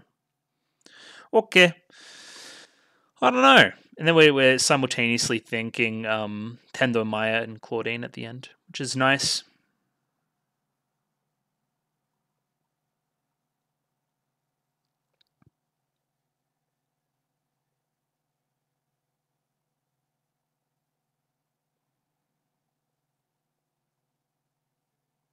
We're still getting our like backstory and like exposition stuff out of the way in pretty interesting ways. This time it was just like a straight up flashback at the start of the episode, showing the I guess formal background of Karako.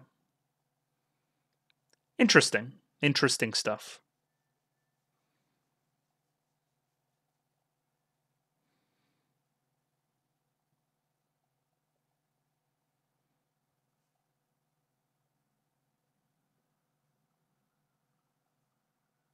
Oh, post credit scene with some jaunty music.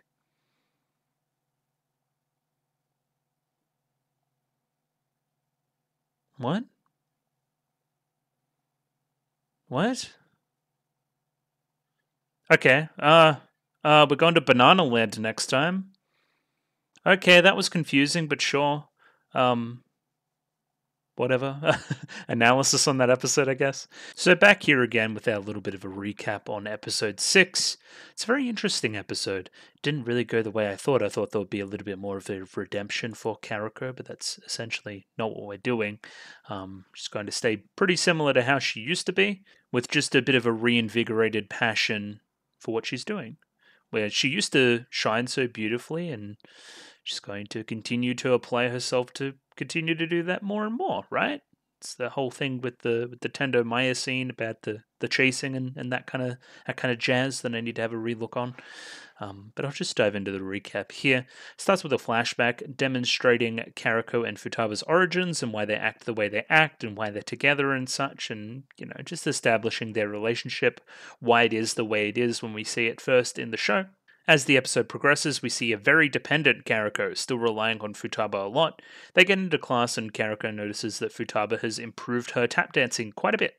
Furthermore, when they first run the auditions, right, when they do that first run through, Karako has none of the major roles and Futaba has one. I think there's a part here where Karako goes like, "Oh well, Futaba will give up her spot for me anyway," which is insane. That's insane talk. Completely not on the same page there.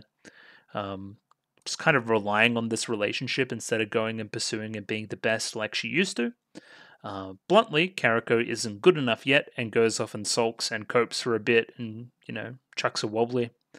She notices that Futaba isn't around and, she finds her practicing the tap dancing with Claudine late at night. This results in a split, in an argument, where Futaba goes to sleep in Claudine's room instead, basically tired of Karako's shit. Upon realizing that Futaba is serious and the inconvenience that this is causing her, there's the whole feet sore, trip to school stuff, all that jazz, right? She hatches a little bit of a plan, a little bit of a scheme. Karako pretends to quit school in an attempt to garner Futaba's attention again, and it's very, very obvious. You see the little smile on the face, right, when she thinks she's got a hook, line, and sinker. In the final moments before she leaves the dorm, Tendo Maya gives her some good advice before she goes to the train station. However, Futaba catches up last minute, but they still argue, but then they get that notification to go to the underground theater, and they finally duke it out, coming to the realization that their relationship is worth more than all this drama, and they make up, with Karako to make a concerted effort to be less of a little shit in the future, kind of. She's still going to be like the same character. She's not going to change in that respect, but potentially try harder in her academic pursuits anyway. They individually flank Claudine and Maya as well, which was a neat scene. I liked that right at the end, just, giving gifts to each other, thanking them for their support in this trying time. Either way, there's a post-credit banana scene that I want to get to and talk about because I think it implies some things, right? Right? And I think I have one point here, right? There's an increased theme, especially around these two characters, with chasing someone. Who should we be chasing versus who should we chase? Who do we used to chase? All sorts of stuff there. There's vehicles involved in this and making things easier and transportation and blah, blah, blah, blah, and hard work. And there's a lot of Karako Futaba stuff in this, obviously. Like, there just is. There's stuff about a taxi, about a train, about a bike, about vehicles, about lots of different stuff, right? And yeah, I think it's about time to dive into here. I think this is still true and very true for these two characters that we're focusing on this episode as well as Mahiro. They're all gay. They're all super duper gay. So here we have the Senka Society of Japanese Dance, Hanayagi. which is like flower something. Flower dance, maybe? I don't know.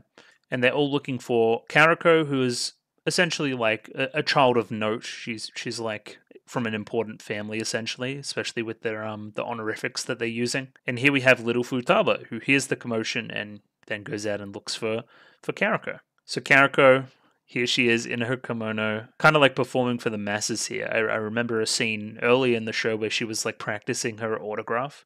So this kind of tracks, right? She thinks she's a little princess, a little superstar, right? Everybody, dotes over her and adores her. She's got a bit of a twisted worldview based on her upbringing, potentially. But the one that sees through it, of course, is Futaba. Little Karako is tired of it. Ain't nothing but practice, practice, practice. Oh no. Maybe you should get a better work ethic, especially as it pertains to school in the current day. Flowers are the same, They take in a lot of sunlight, drink lots of delicious water, and if they don't do that, they're not going to bloom beautifully. That's kind of justifying why I'm eating all this stuff. Because you're the flower, right? Yeah. Lots of different little metaphors everywhere, right? So yeah, she's tired of her current upbringing. She's tired of the family situation and all the practice. I'll get a new family that'll praise me more. Yeah, that'll work. What about the train fare? The train fare thing comes back later in the episode, of course, right? But there's also like the side eye to Futaba when she's talking about a new family, right? It's essentially Futaba calling her out on her bullshit. Like, you say you want a new family, I'll go let him know, I'll blah, blah, blah, set all this up. And then, yeah, that's where, Futaba kind of gets her, right? Too bad I won't get to see you dancing anymore. Guess you won't be coming home anymore. How unfortunate. Well, if you insist, I guess I could do you the favor of coming home.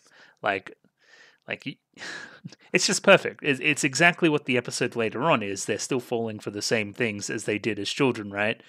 Like, just be honest, communicate more, and you guys will be a lot happier, I think. So you better praise me lots and buy me lots of candy if you want me to stick around, right? It's kind of the toxic basis for their relationship. You're my number one fan, of course, right? You're my number one fan. You would do anything for me. You're doting over me, remember? It's not the other way around. No, no, no, no. That's why I didn't get like super nervous when I was left alone there for a second and chased after your bike. Forget about that part. Here's the line though, right? You'll be the first to see me shine the brightest in the world, right? I thought it comes back later. I thought that I was going to do this, but you're, running away. Why are you running away? But it's the same as it is in current day, right? It's instead of a push bike, it's a motorbike. They're still charging for the fare for the trip. And that's like young Futaba thinking, well, if it's Karako, I have to do it, right? That's how it works, right? But then here in the current day, they're going to clash down in the underground theater. What has gone awry? What has gone wrong? That's kind of the setup, right? We get the origins. We get like halfway through the climax. What caused these two to clash like this? I mean, if you don't know, you haven't been watching the show very closely, but still, this was an interesting scene as well, right? I guess it's like follow up to the previous episode, to episode 5. We see that Mahiru is like big sissing Hikari for just like not being very clean, being kind of messy with her room, not folding the shirts and towels correctly into the drawers. She's like a mum. And I think I'm kind of like Hikari, where it's like, I'll just use the towel again so I don't have to, like, fold it. Who cares? I don't know if you noticed behind me, if I just maybe switch to this for a second. Hang on. I'm not a very good clothes folder, as you can probably see. But I digress. I think I need, like, a Mahiru in my life to bend me back into shape a little bit. And yeah, it makes sense that she's the big sister, because she is the big sister because she has 5 younger siblings, which honestly sounds like hell. Here's another one I wanted to highlight as well, if we can get a better shot of it, or I'll just do this. All 3 walking side by side, right? Instead of how Mahiru always used to linger behind, we now have her walking side by side with the other 2 girls. It's a more equal and healthy relationship there. Contrast it with this one, which is way more dependent from Karako onto Futaba. Like, gets her helmet taken off, and that it's like complaining about it. Just take it off yourself then. Like everyone else walking independently, Karako walking like almost being pulled along by Futaba, showing the dependence there, showing that she hasn't, taken strides of her own in a long time. And because she only gets to ride with Futaba, right, who's trying to get better, who's coming in early and doing all these kind of things, right, she needs to come in early. That's probably why she's tired all the time, right? Because she isn't ready to be up and active, but is because it's her only method of getting there. on the bike. She would rather do that than walk herself. Then we see the tap dancing part. I find tap dancing quite obnoxious, but it's good that she's getting better, probably because of the constant practice with Claudine on screen. And yeah, this is getting question marked by Karako. Like, when did she learn to do that? Fated to be chased for eternity. Us two should keep our, like, wits about us, basically. But Karako not, like, really listening, just kind of being tired. Then we have these two characters back. They were the ones that were running the auditions from the previous episode, and they're going to, I guess, run them here and now? Along with Banana, of course. We will be holding auditions for the 8 main roles again, despite doing the same show last year. We want to change some stuff up. We have the kind of script person, Amamiya, something like that.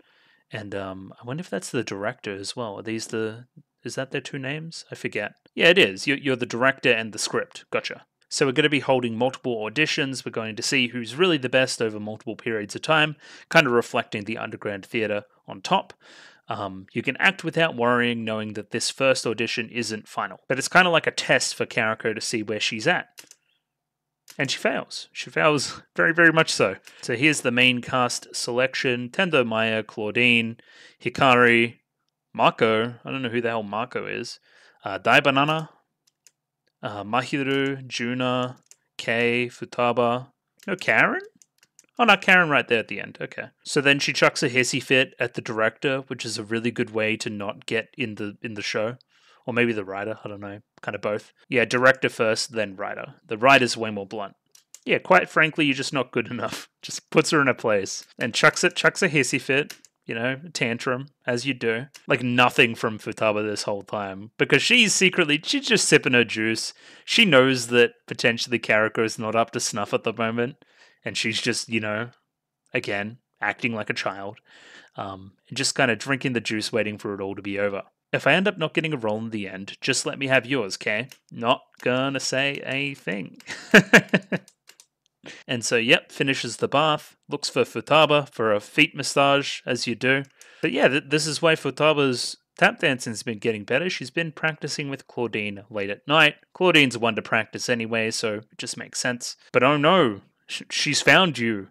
How dare you practice outside of school hours and try to get better? I guess it's like without telling me, right? Yeah, no, I mean, I'm completely on Futaba's side here. That, hey, if you want to get better, you can get better.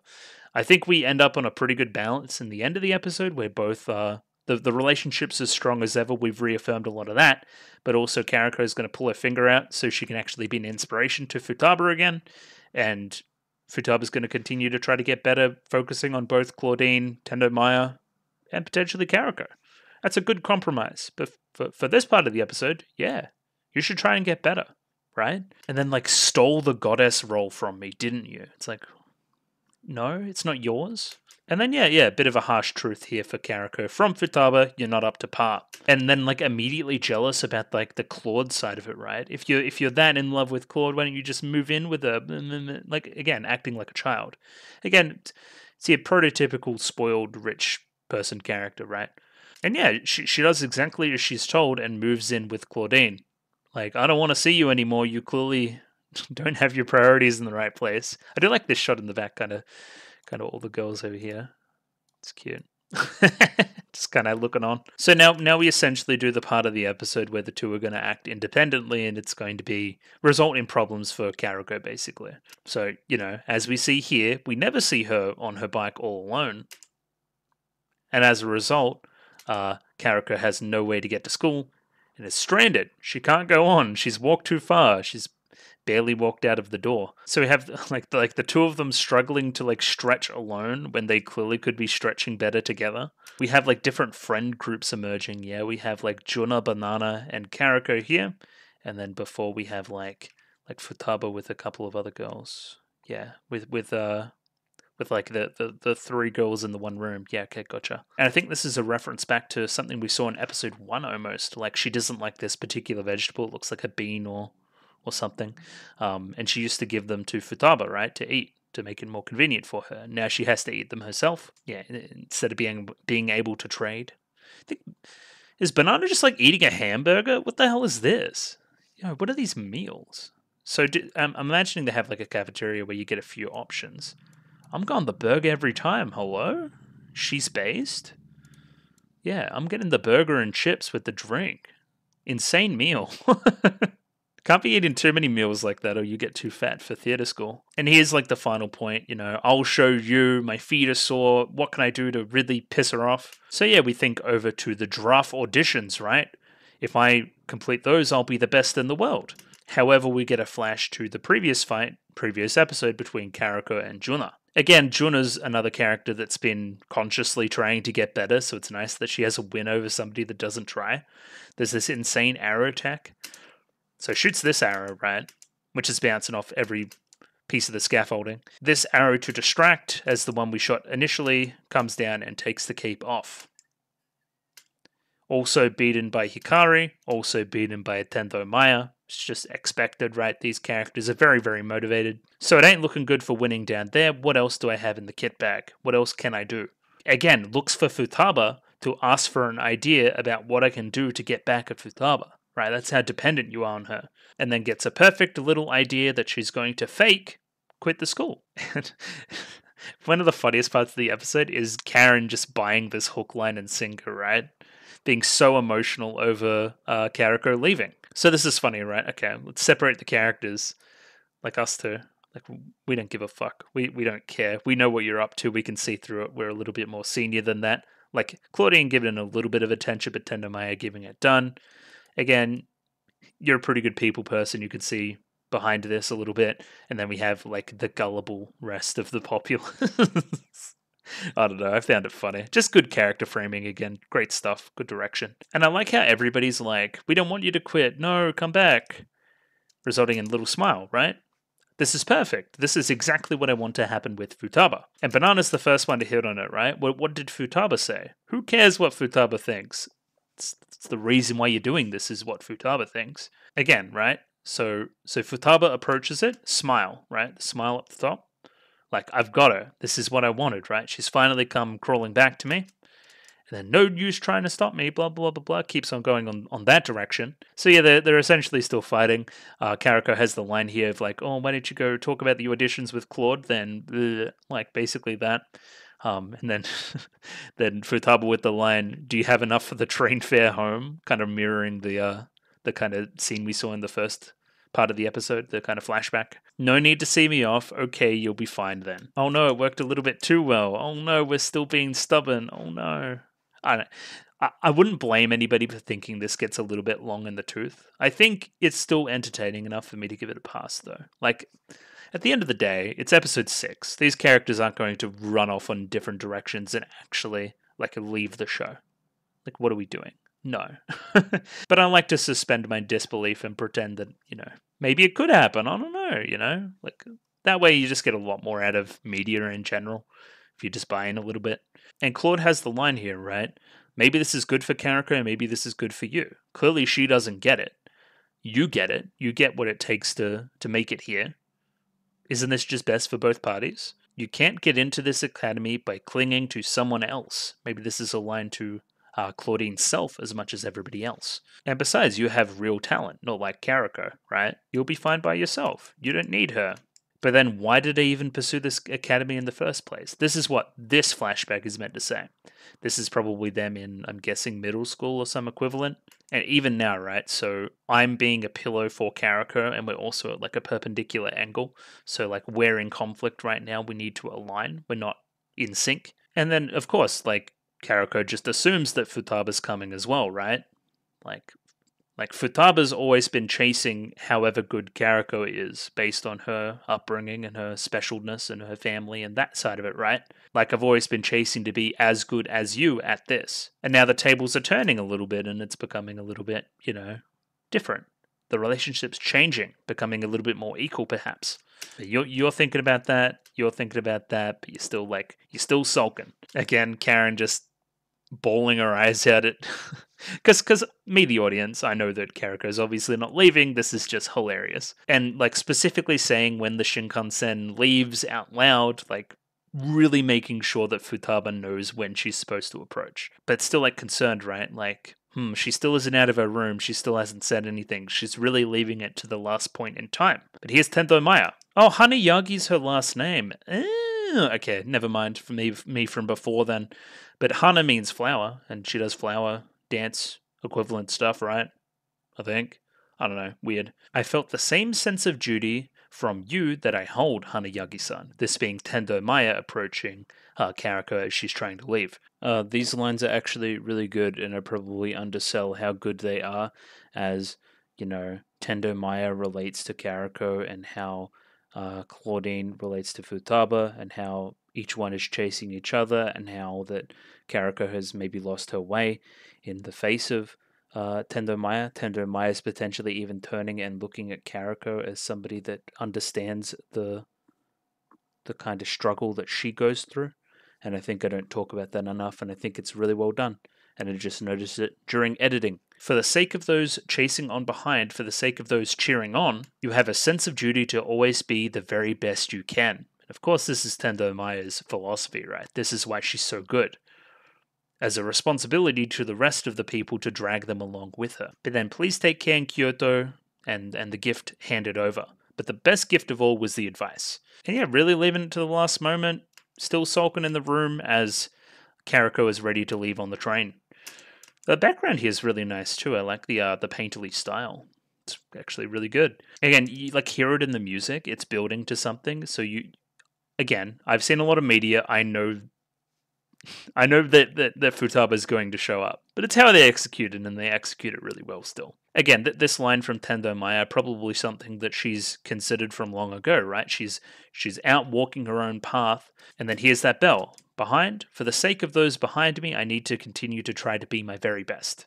And then chasing from behind. When did I stop running ahead? When did I start catching a ride with her instead? Think about it. That's pretty good, right? Because if you were being good Karako from when you guys were younger, when you guys were training and you were really impressive and that kind of stuff, right?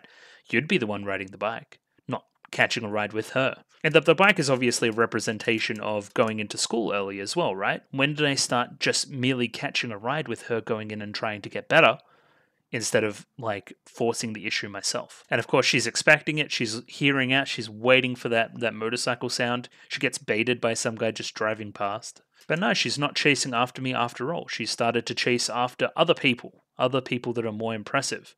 Potentially a Claudine. Tears swelling, fist clenched. It's the final moment that Futaba can arrive. And at the very final moment, she's here. Again, perfectly executed. The piano just cuts out at the right moment as well. But she's secretly kind of happy as well. That's funny. But again, they're still clashing. Nothing has been resolved yet. And of course, Futaba knows her best. It's not like you were ever planning on going home for real. It was just a tactic. And then Karako hits back. How come you're out of breath chasing after me then, right?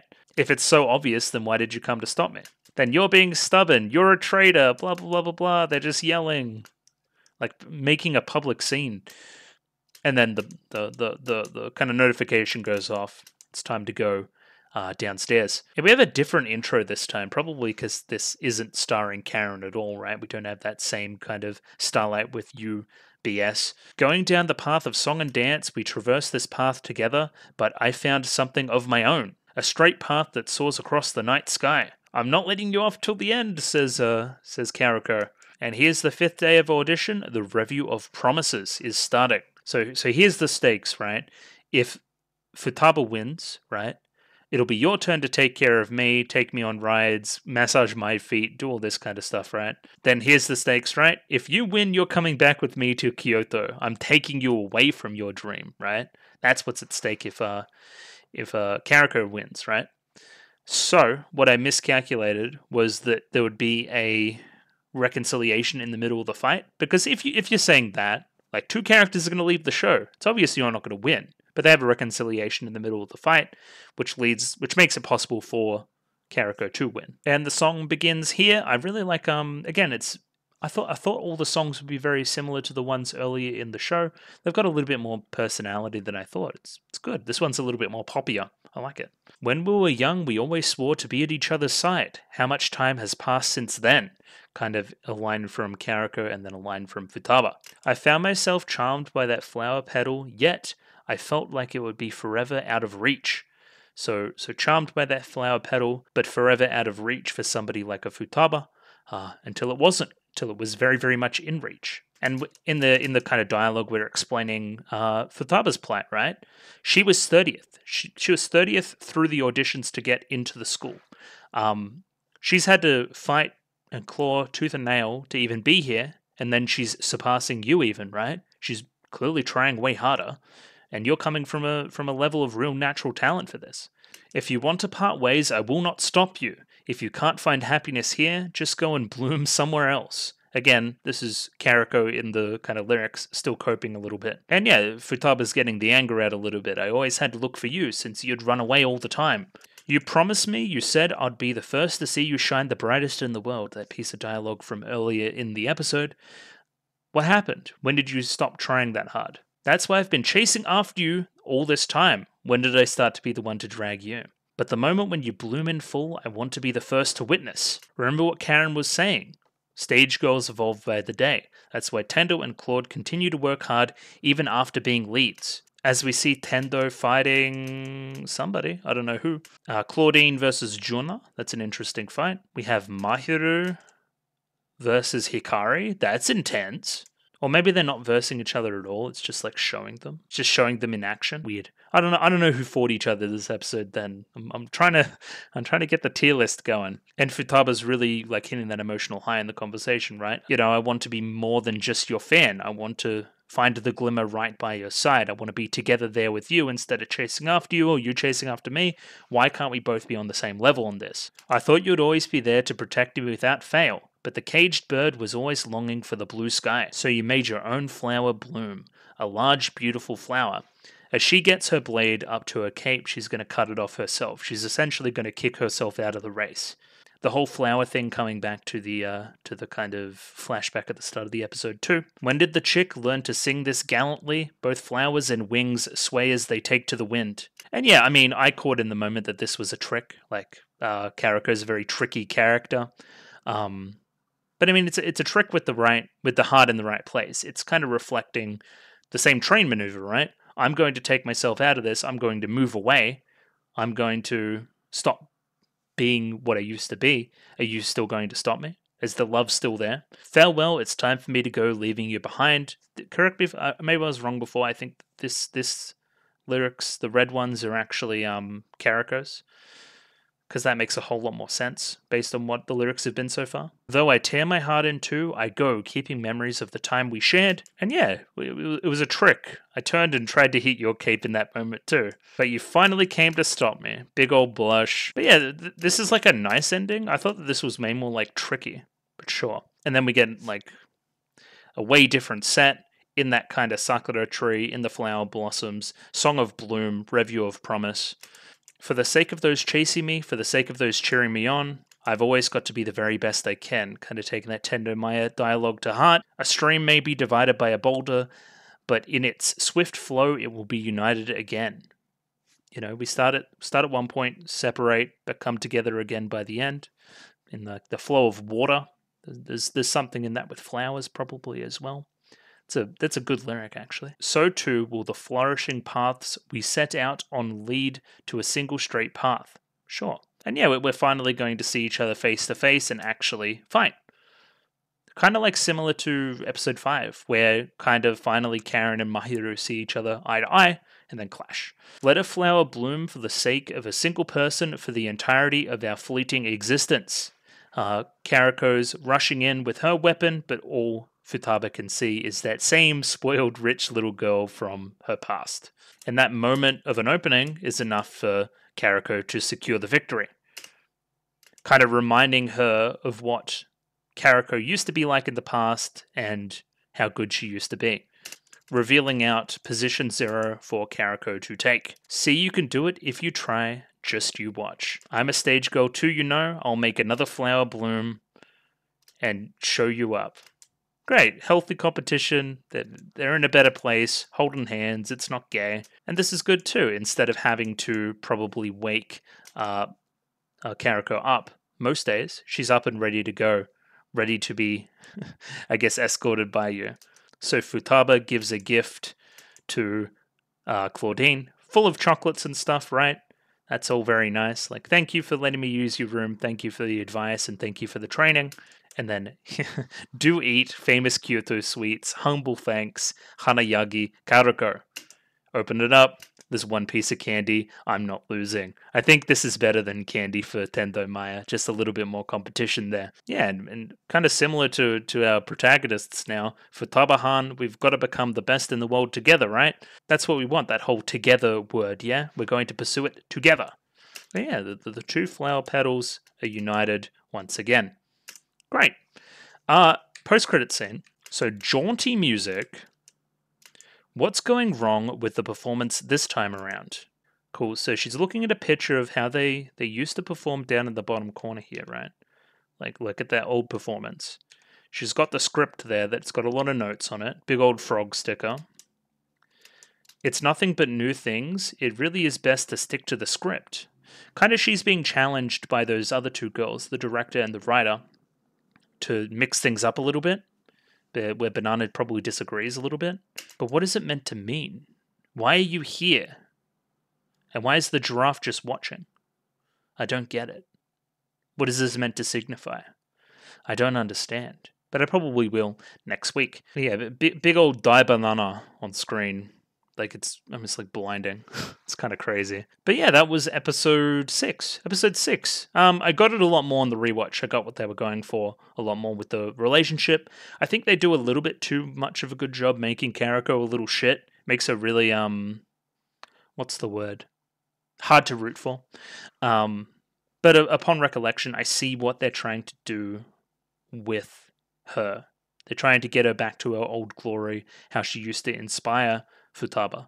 Why is Futaba stuck around this long? Probably because of that, initial stuff when they were kids. And upon Kariko reminding Futaba of a similar feeling to that, it's overwhelming and she can't win. That works a lot more than I thought. Yeah, so as I thought before I did the recording session today, we're clearly like just going into different characters and solving issues one by one. I probably preferred Mahiru's episode. It was probably a little bit funnier. But this one was still good. It was a good episode. Not gonna dislike it. And clearly we're doing like Die Banana stuff next time, so please look forward to that. Yeah, I don't know. Show's good. Show continues to be good. Shill stuff, I guess. If you like the video, consider liking the video. If you like the video and you want to see more, consider subscribing to the channel. Comment below anything you thought about the episode, anything I could do to improve my presentation, comment below. I'm doing follow for follow on Twitter, so follow me on Twitter if you'd like me to follow you back, and the Discord, join Discord, love Discord. Yeah, looking forward to more Revue Starlight next week, and I'll see you guys then. Yeah, catch you guys later. Bye-bye. Enjoy the rest of your week.